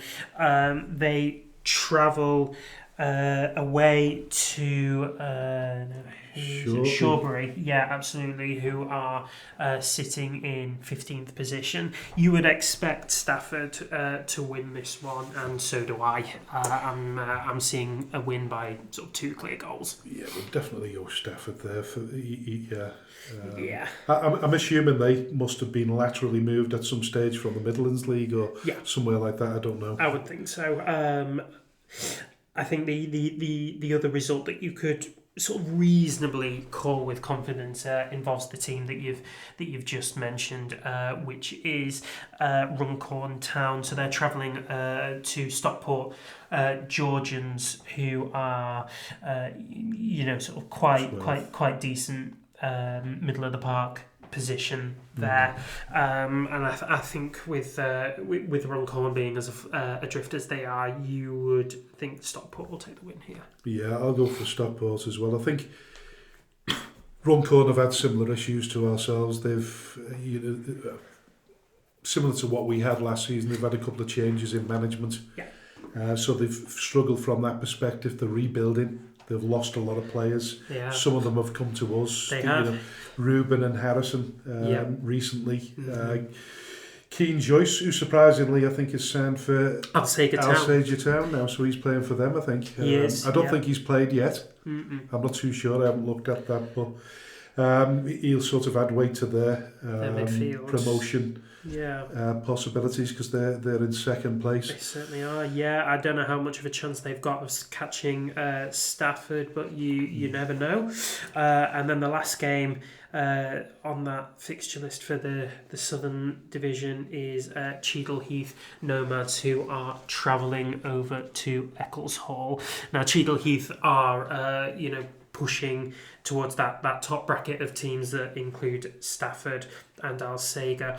And again, I think you would expect quite a clear result from the Nomads there. Yeah, I'll go for the Nomads as well. So we're both the Nomads for that. I mean, listen, we've agreed fairly consistently on most, to be honest with you. Yeah. So it'll be if anybody wins that argument, it'll be a really tight one.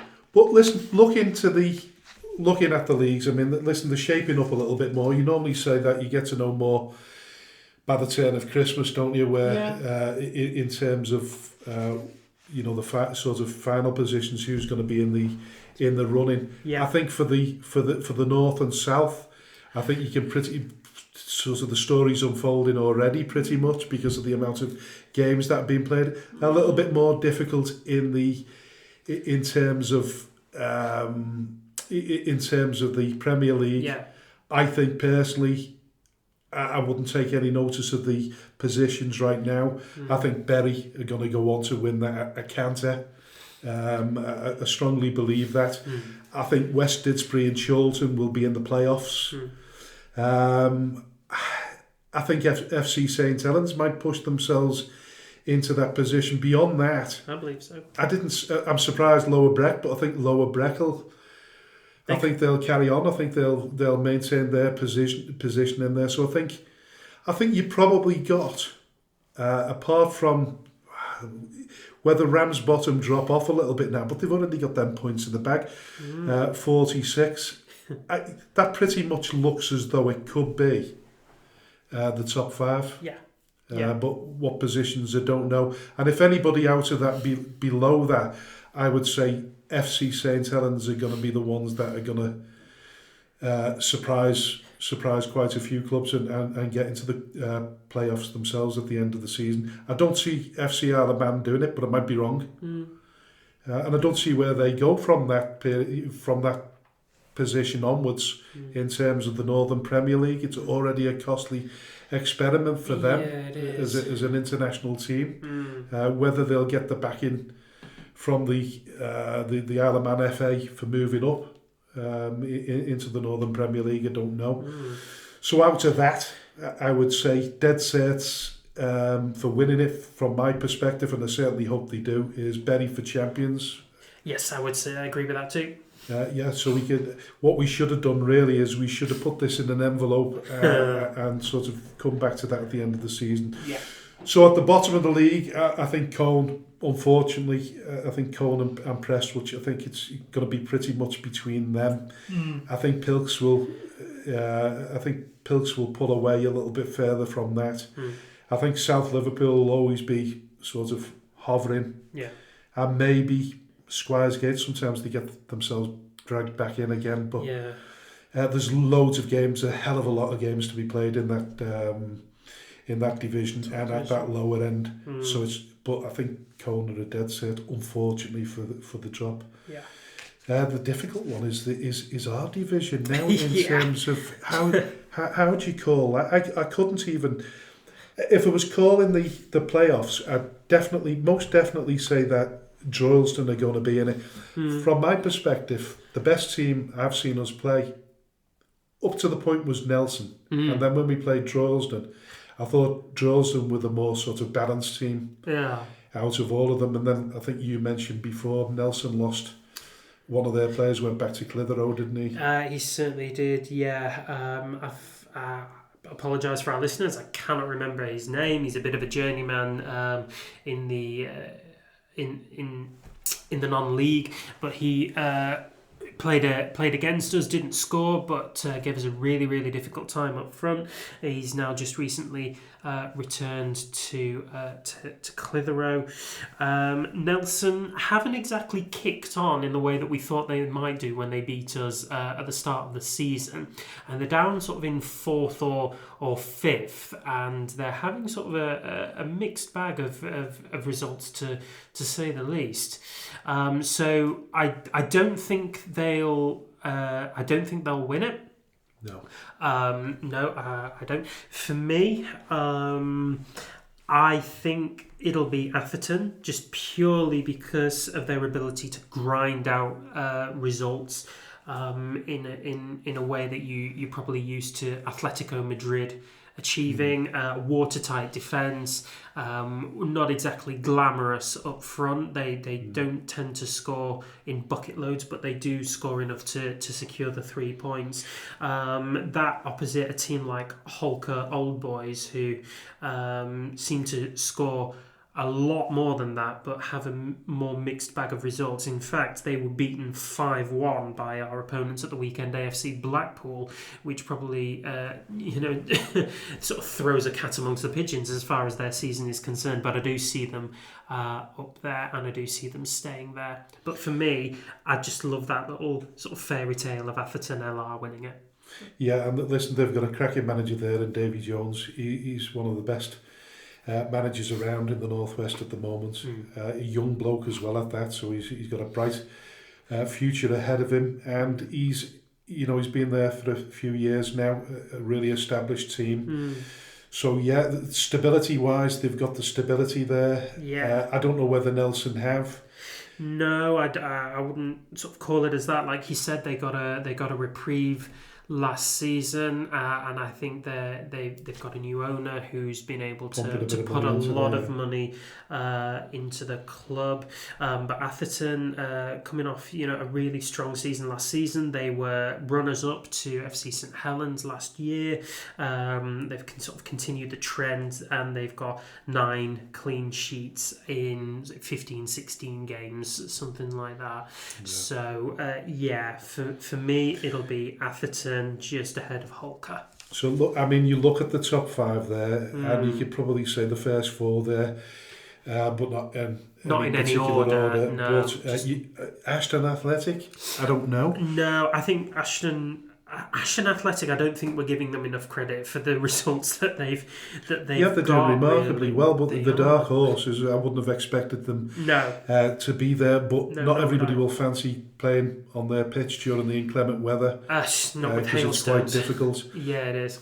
You've got Exton Villa, who an established team that were in the playoffs last season, and then you've got Main Road and Baker Borough, and I think one of those 3 there will probably replace Ashton Athletic. I think for me it'd probably be Exton. I mean, they seem to have the odd slip and trip amongst a really decent run of results. I mean, we played them a few weeks ago and we lost only 4-2, which just doesn't seem to be a hallmark of Villa's season, really. But for me, I think the consistency in the squad is there, and I think the push on is also there. So I'd say Exton would probably get into that promotion push ahead of Ashton. And the surprises for me, the teams that I expected to do far better than they've actually done, Ashton Town and Darwin. Yeah, so Darwin had a brilliant squad when we played them in the second game of the season. We lost 5-2, but their ability to counter-attack on us was, what really stung us. They have lost a few players though, so their all-time top goal scorer, a guy called Leon Creech, who scored a hat-trick against us in that 5-2 defeat, has left the club, and I think they've also suffered a couple of injuries as well. The goals seem to have dried up here and there as well, so they have sort of been pulled towards the lower end of the table. And Tommy alluded to the fact that there's a lot of money floating around at this level, playing a big part in it. But some of the teams, as we know, and we just mentioned a couple there, there is a little bit of money at them clubs, and it doesn't guarantee that you're going to be competitive. Apparently not. Up the top end of the table. And I think it's another season of disappointment for Ashton Town, unfortunately, and. That's a pity. Kevin Tower used to play for Skelmersdale United, known quite well. Great player in his time, and he's just not. It's just not happening for him this season for one reason or another. You really can't understand that, but. And then you look at the likes of McGull, who've just come back into the Northwest Counties. Yeah, they're having a reasonably good season. They are having a reasonably good season. Yeah, obviously they boast Premier League class in the form of Adam Hamill on the wing. Who did really well against us, didn't he? Did exceptionally well against us, as we probably expected him to. A lad of his calibre at the age that he is. I think he's about 36, 37 years old. He's still got a trick up his sleeve, and he still knows how to find an inch of space. In fact, he scored against us in that 2-0 defeat last week.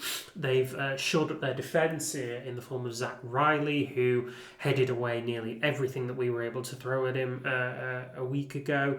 He looked totally different, didn't he? In a McGull shirt than he did in a Skem shirt. And I've seen glimpses of him last season when he was at FC St Helens, and that's why he became sort of highly recommended from me. I'd seen him about half a dozen times last season and thought he could do a good job for us for one reason or another. It's not happened for either him or us, and obviously it's seems to be McGull's gain at the moment. I would say so, certainly.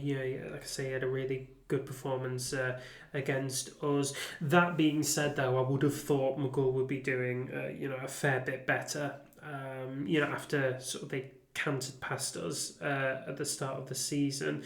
So to see them sort of sitting in mid-table, it does raise a bit of an eyebrow, but we'd swap places, wouldn't we? Oh, we certainly would. Yes. So okay, you're going for Everton LR to win the league. I am. I'll probably say that I think Droylsden get a good run there. They've got great support. They do. Dave Pace is a cracking manager. He's managed at the highest level. He took them to the National League a few years back. I think it's an incredible story. They took a break from the league during the pandemic, and they only came back last season, so they'd done particularly well coming back, and I think they probably had their highest gate of the season when they played us.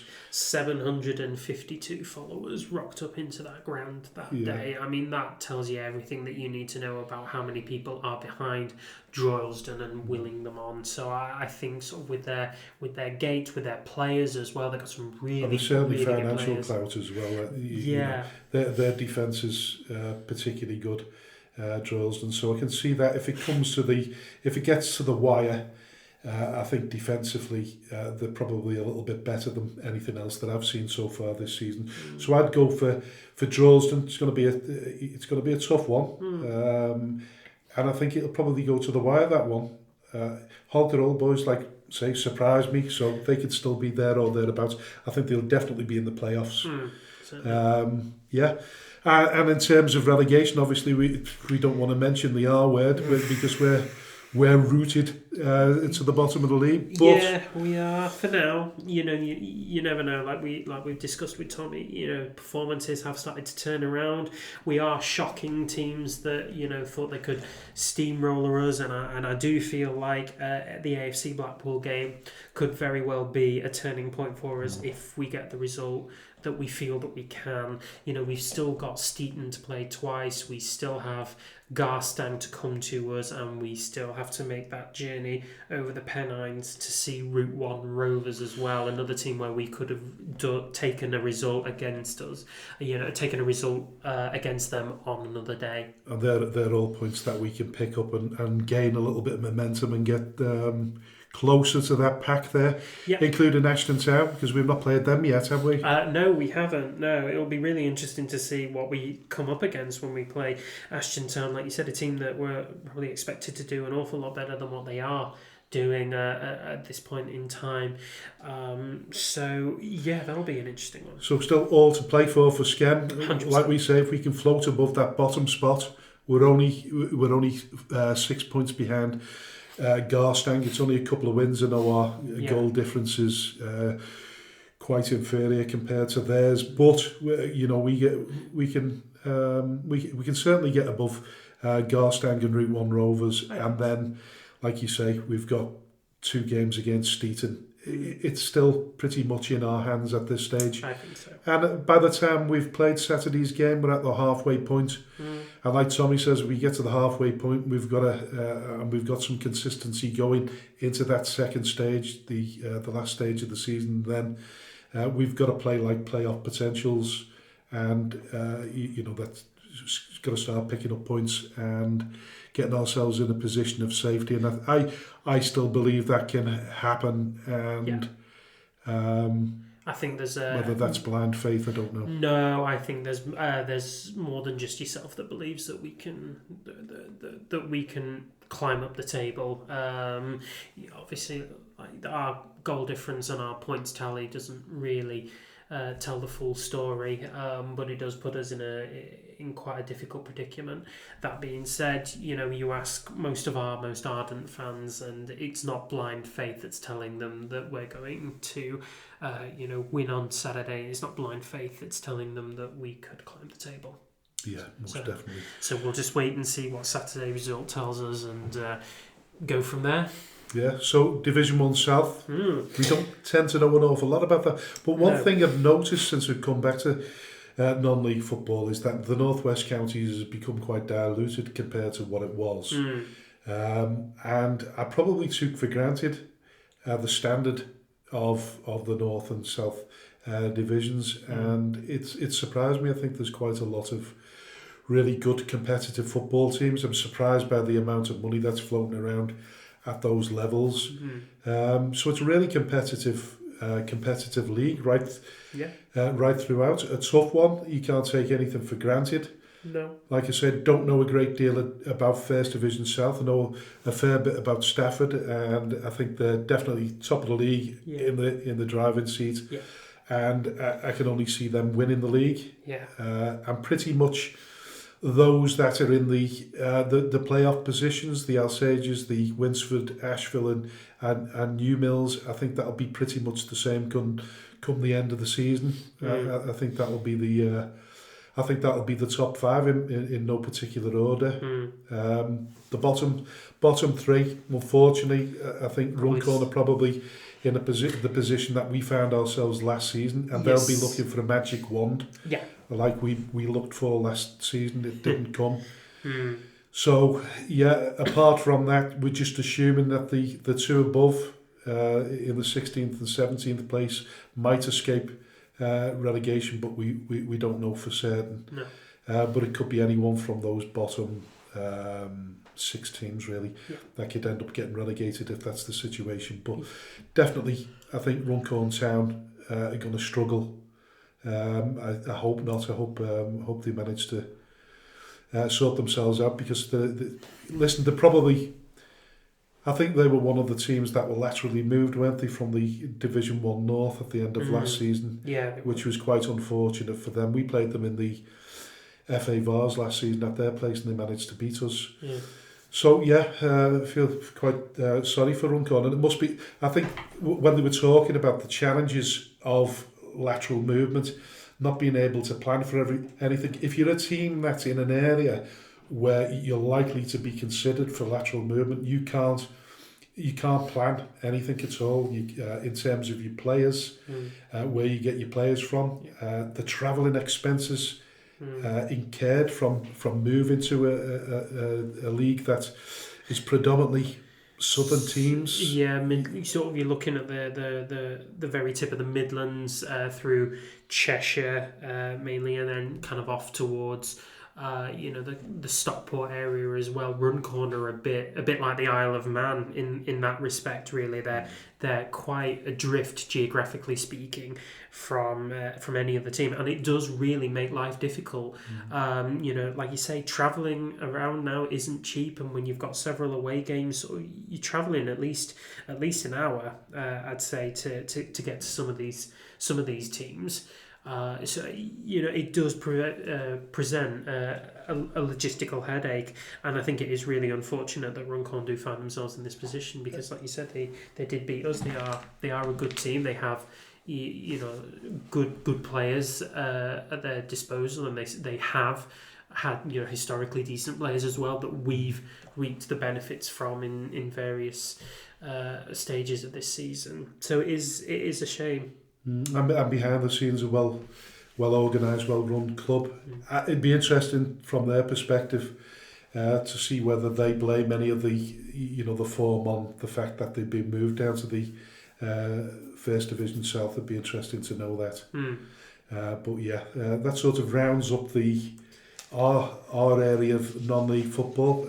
Just slightly going off on a tangent while we've got chance to talk about Thomas Tuchel's appointment. Yeah. He's got a reasonably decent record as a manager. He's won the Champions League with Chelsea. But he doesn't seem to hang around too long with any one club in particular, does he? No. I think there are a few reasons for that. So he started out his career as a coach at Mainz that were previously coached by Jurgen Klopp. And from there he then followed Klopp to Dortmund. When Klopp left for Liverpool, Tuchel went to Dortmund. Worked a pretty decent amount of magic at Dortmund. As we know, they've got a bit of a track record for producing some absolutely incredible talents, but just not quite overturning Bayern Munich's dominance within the German league. He's then gone to PSG, again another team that dominates the domestic divisions, had a whole heap of talent at his disposal, but I think it was really at Chelsea where he probably flourished quite spectacularly. When he took over that team, they weren't in the greatest of spots. They'd just been taken over by Todd Bowley, who was investing so much money into the squad, and he won the Champions League 5 months later, beating Pep's City in the process. Really, unfortunately, it all came to a bit of a bitter ending. Really, he had a falling out with Bowley, and he left. And I think he does have that kind of brash, demanding personality where he wants owners and chairmen to meet him halfway on how he thinks a club and a team should be run. Put that to one side for a minute. It's been a controversial appointment because, in my belief, purely because he's German. Now we've had foreign managers. We had Capello and Eriksson previously. It's hard to remember unless you're in the moment, but they didn't seem to be as controversial as this appointment is. No, I've not seen an outcry like this when England appointed Capello. Capello was the foreign manager, wasn't he? That we No, Eriksson was appointed in 2001. Oh right, it was Eriksson first. Yeah, Capello was I think Capello was 2010. That's right. Yeah. Yeah.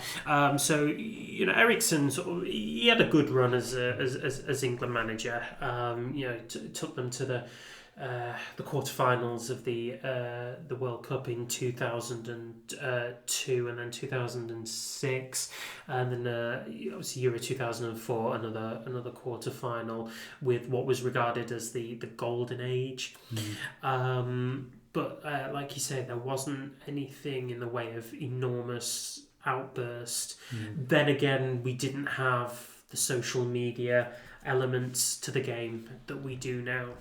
So do you feel as though it's become quite a sort of xenophobic situation? So the way I see it is that it's almost sacrilege to appoint anybody who is German or Argentine within the England camp, purely because historically they have been at war. Yeah, well, quite literally at war, but also on the football pitch as well. I think there is still ill feeling over Argentina in 1986 and 1998. I think Germany in 2010 with the ghost goal from Frank Lampard. I think there are elements of that on a subliminal level haven't quite been forgiven or forgotten by the England faithful, and I think it has it is sort of treasonous to appoint a German manager.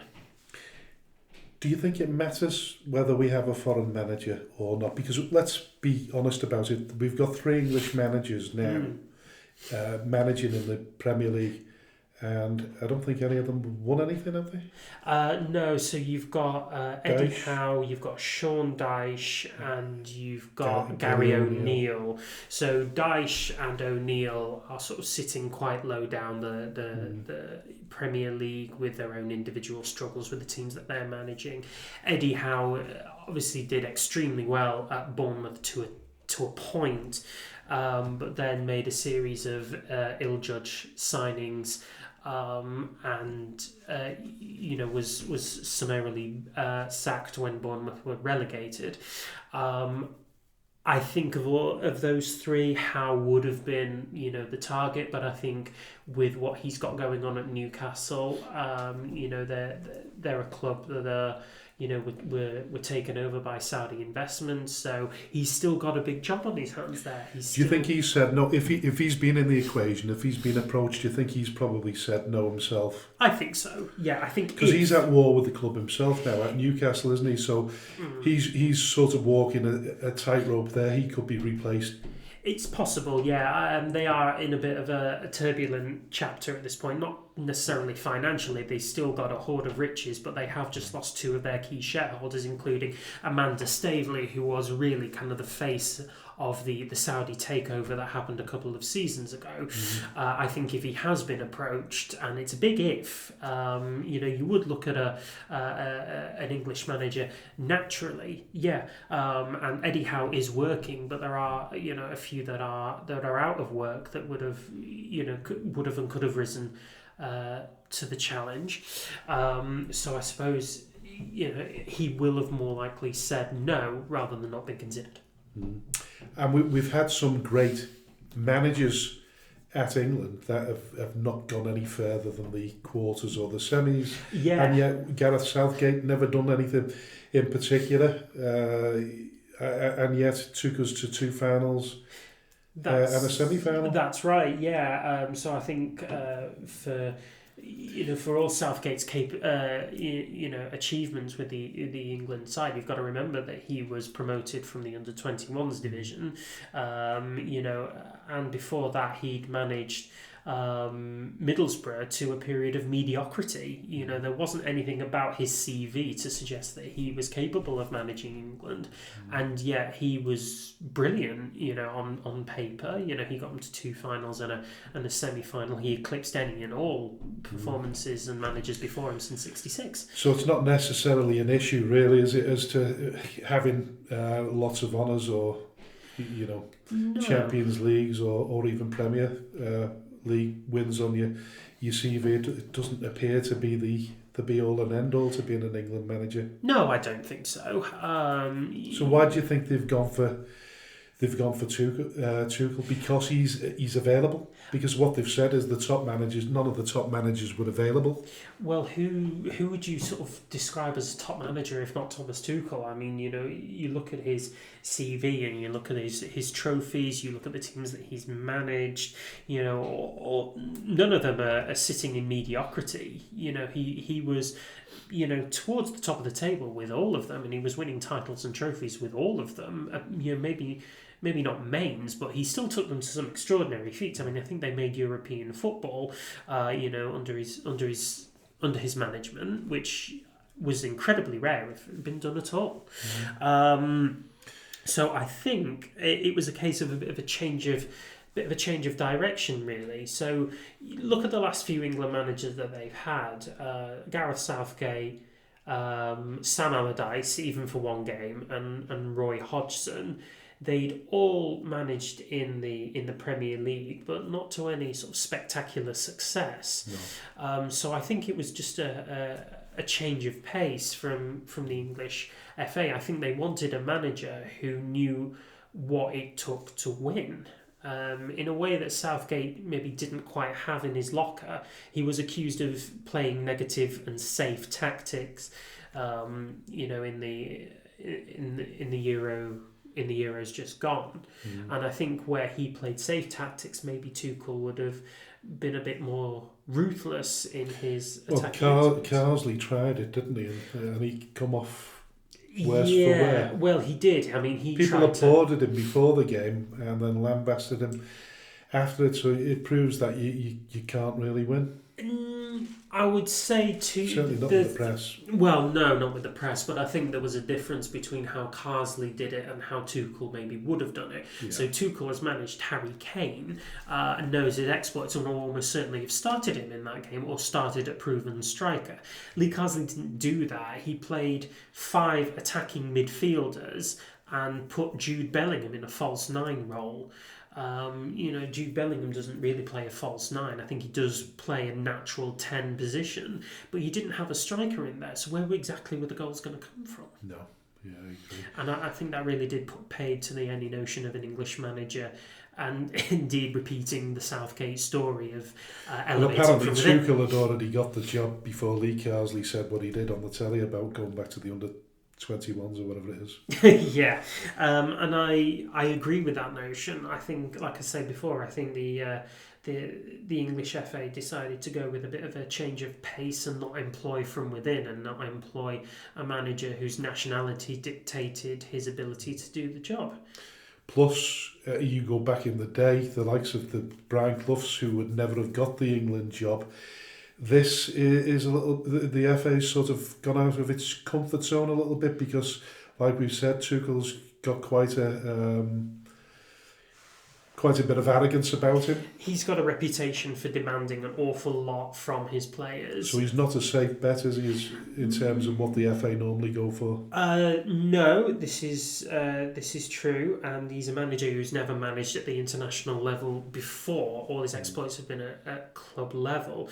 So I think there is an element of risk to that, but I think, you look at the old adage that with great risk comes great reward, and I don't think there's any manager who is available at this point in time who can probably give you the risk-reward scenario quite like Tuchel can. So what do you think we'll get out of Tuchel? Do you think it's a good appointment?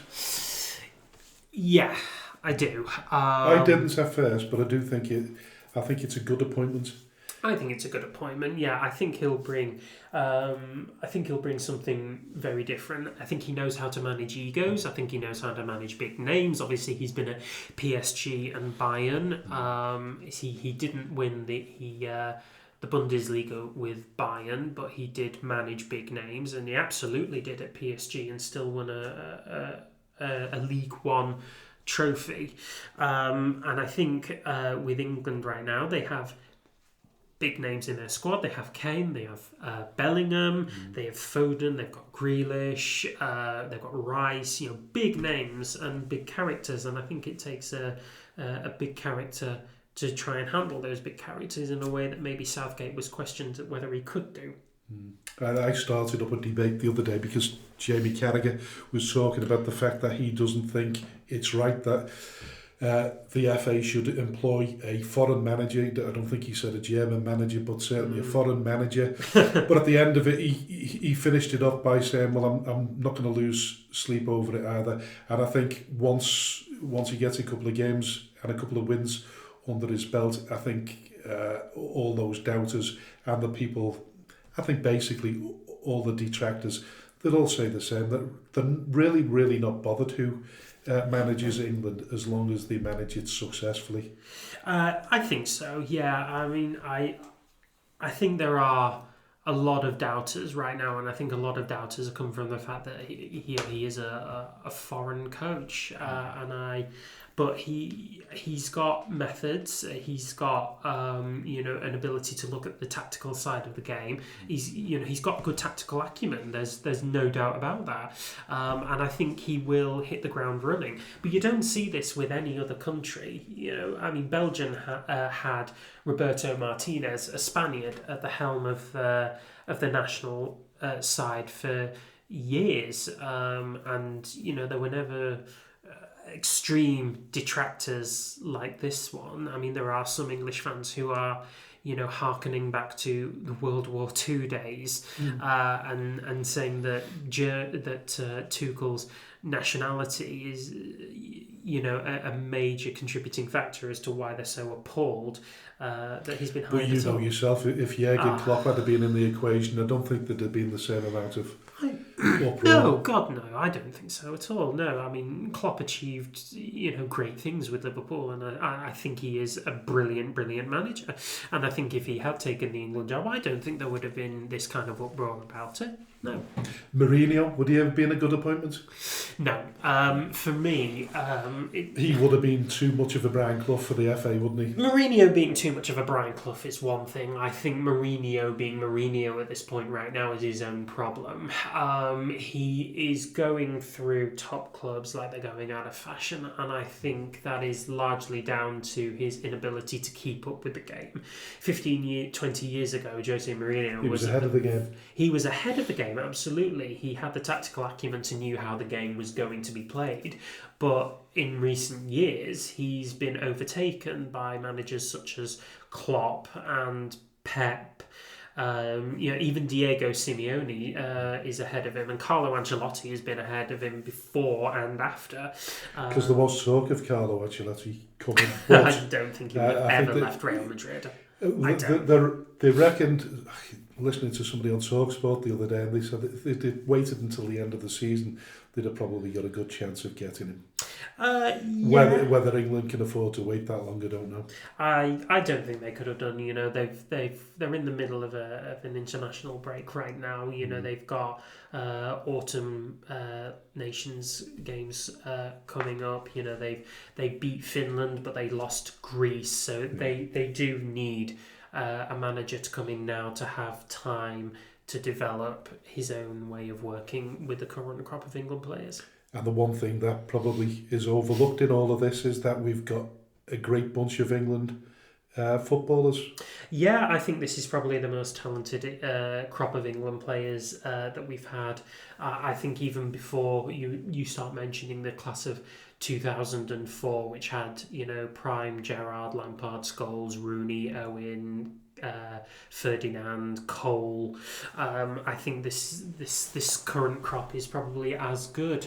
We've got the likes of Foden, Bellingham, Grealish, Kane, and I think they need moulding into a cohesive team that works well and strikes that right balance between defence and attack that maybe Southgate overlooked.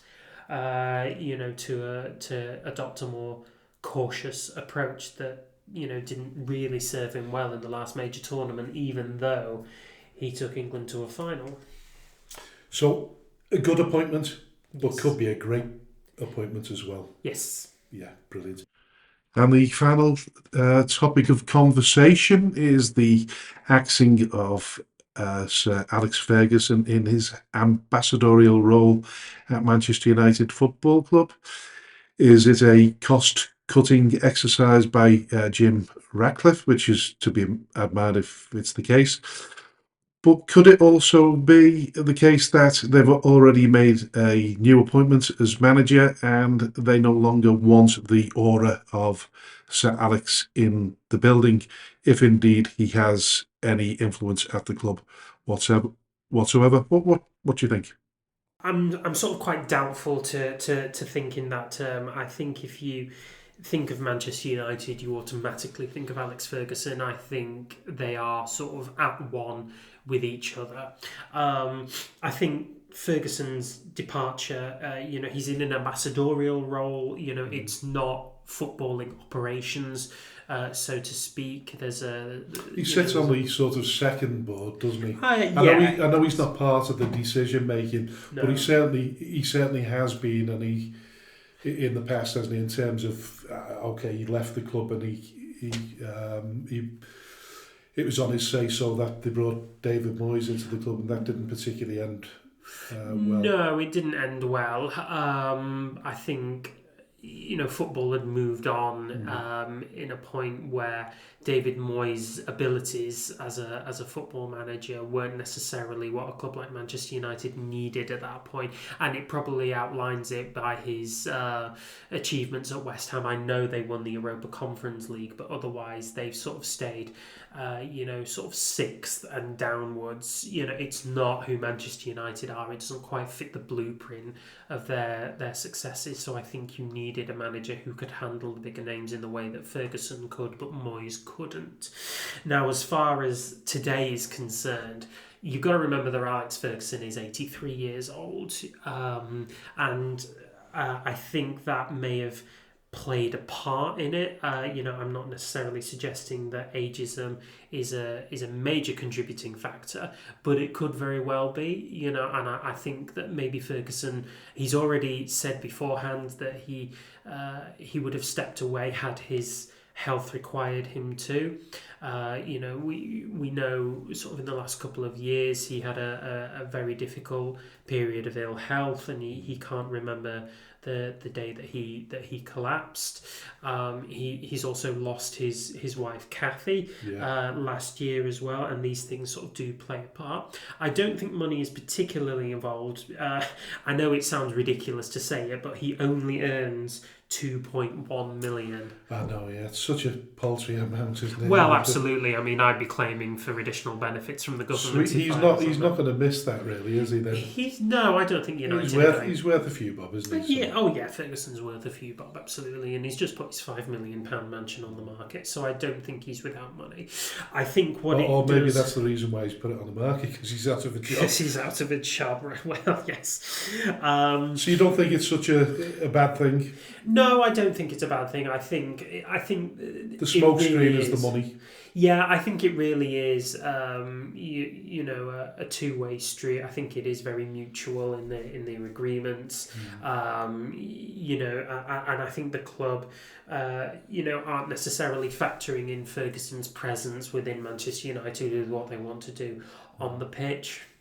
And we think, as Skelmersdale United Football Club, that we have all the problems on our shoulders, all the worries on our shoulders, and yet something as big as Manchester United globally, one of the biggest football clubs in the world, still struggling to get back on competitive footing with the rest of the league. You're absolutely right, yeah. And I think there probably is a point now where you do have to kind of look at the structure of the club on the pitch and in the dugout to question exactly where the failings are coming from, because everybody who takes an interview on Manchester United's behalf seems to say that they don't know where the failings are coming from. There's unity within the changing rooms. Everyone is behind Erik ten Hag, the manager.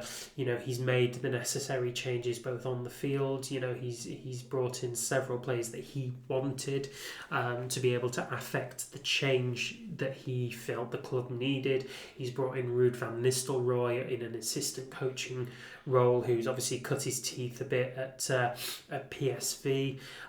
So I do think you now have to start looking at the players and the management structure in the dugout, not necessarily in the upper echelons. The Glazers don't really run things anymore. It's Ratcliffe, it's Ashworth, it's Brailsford, it's Barada.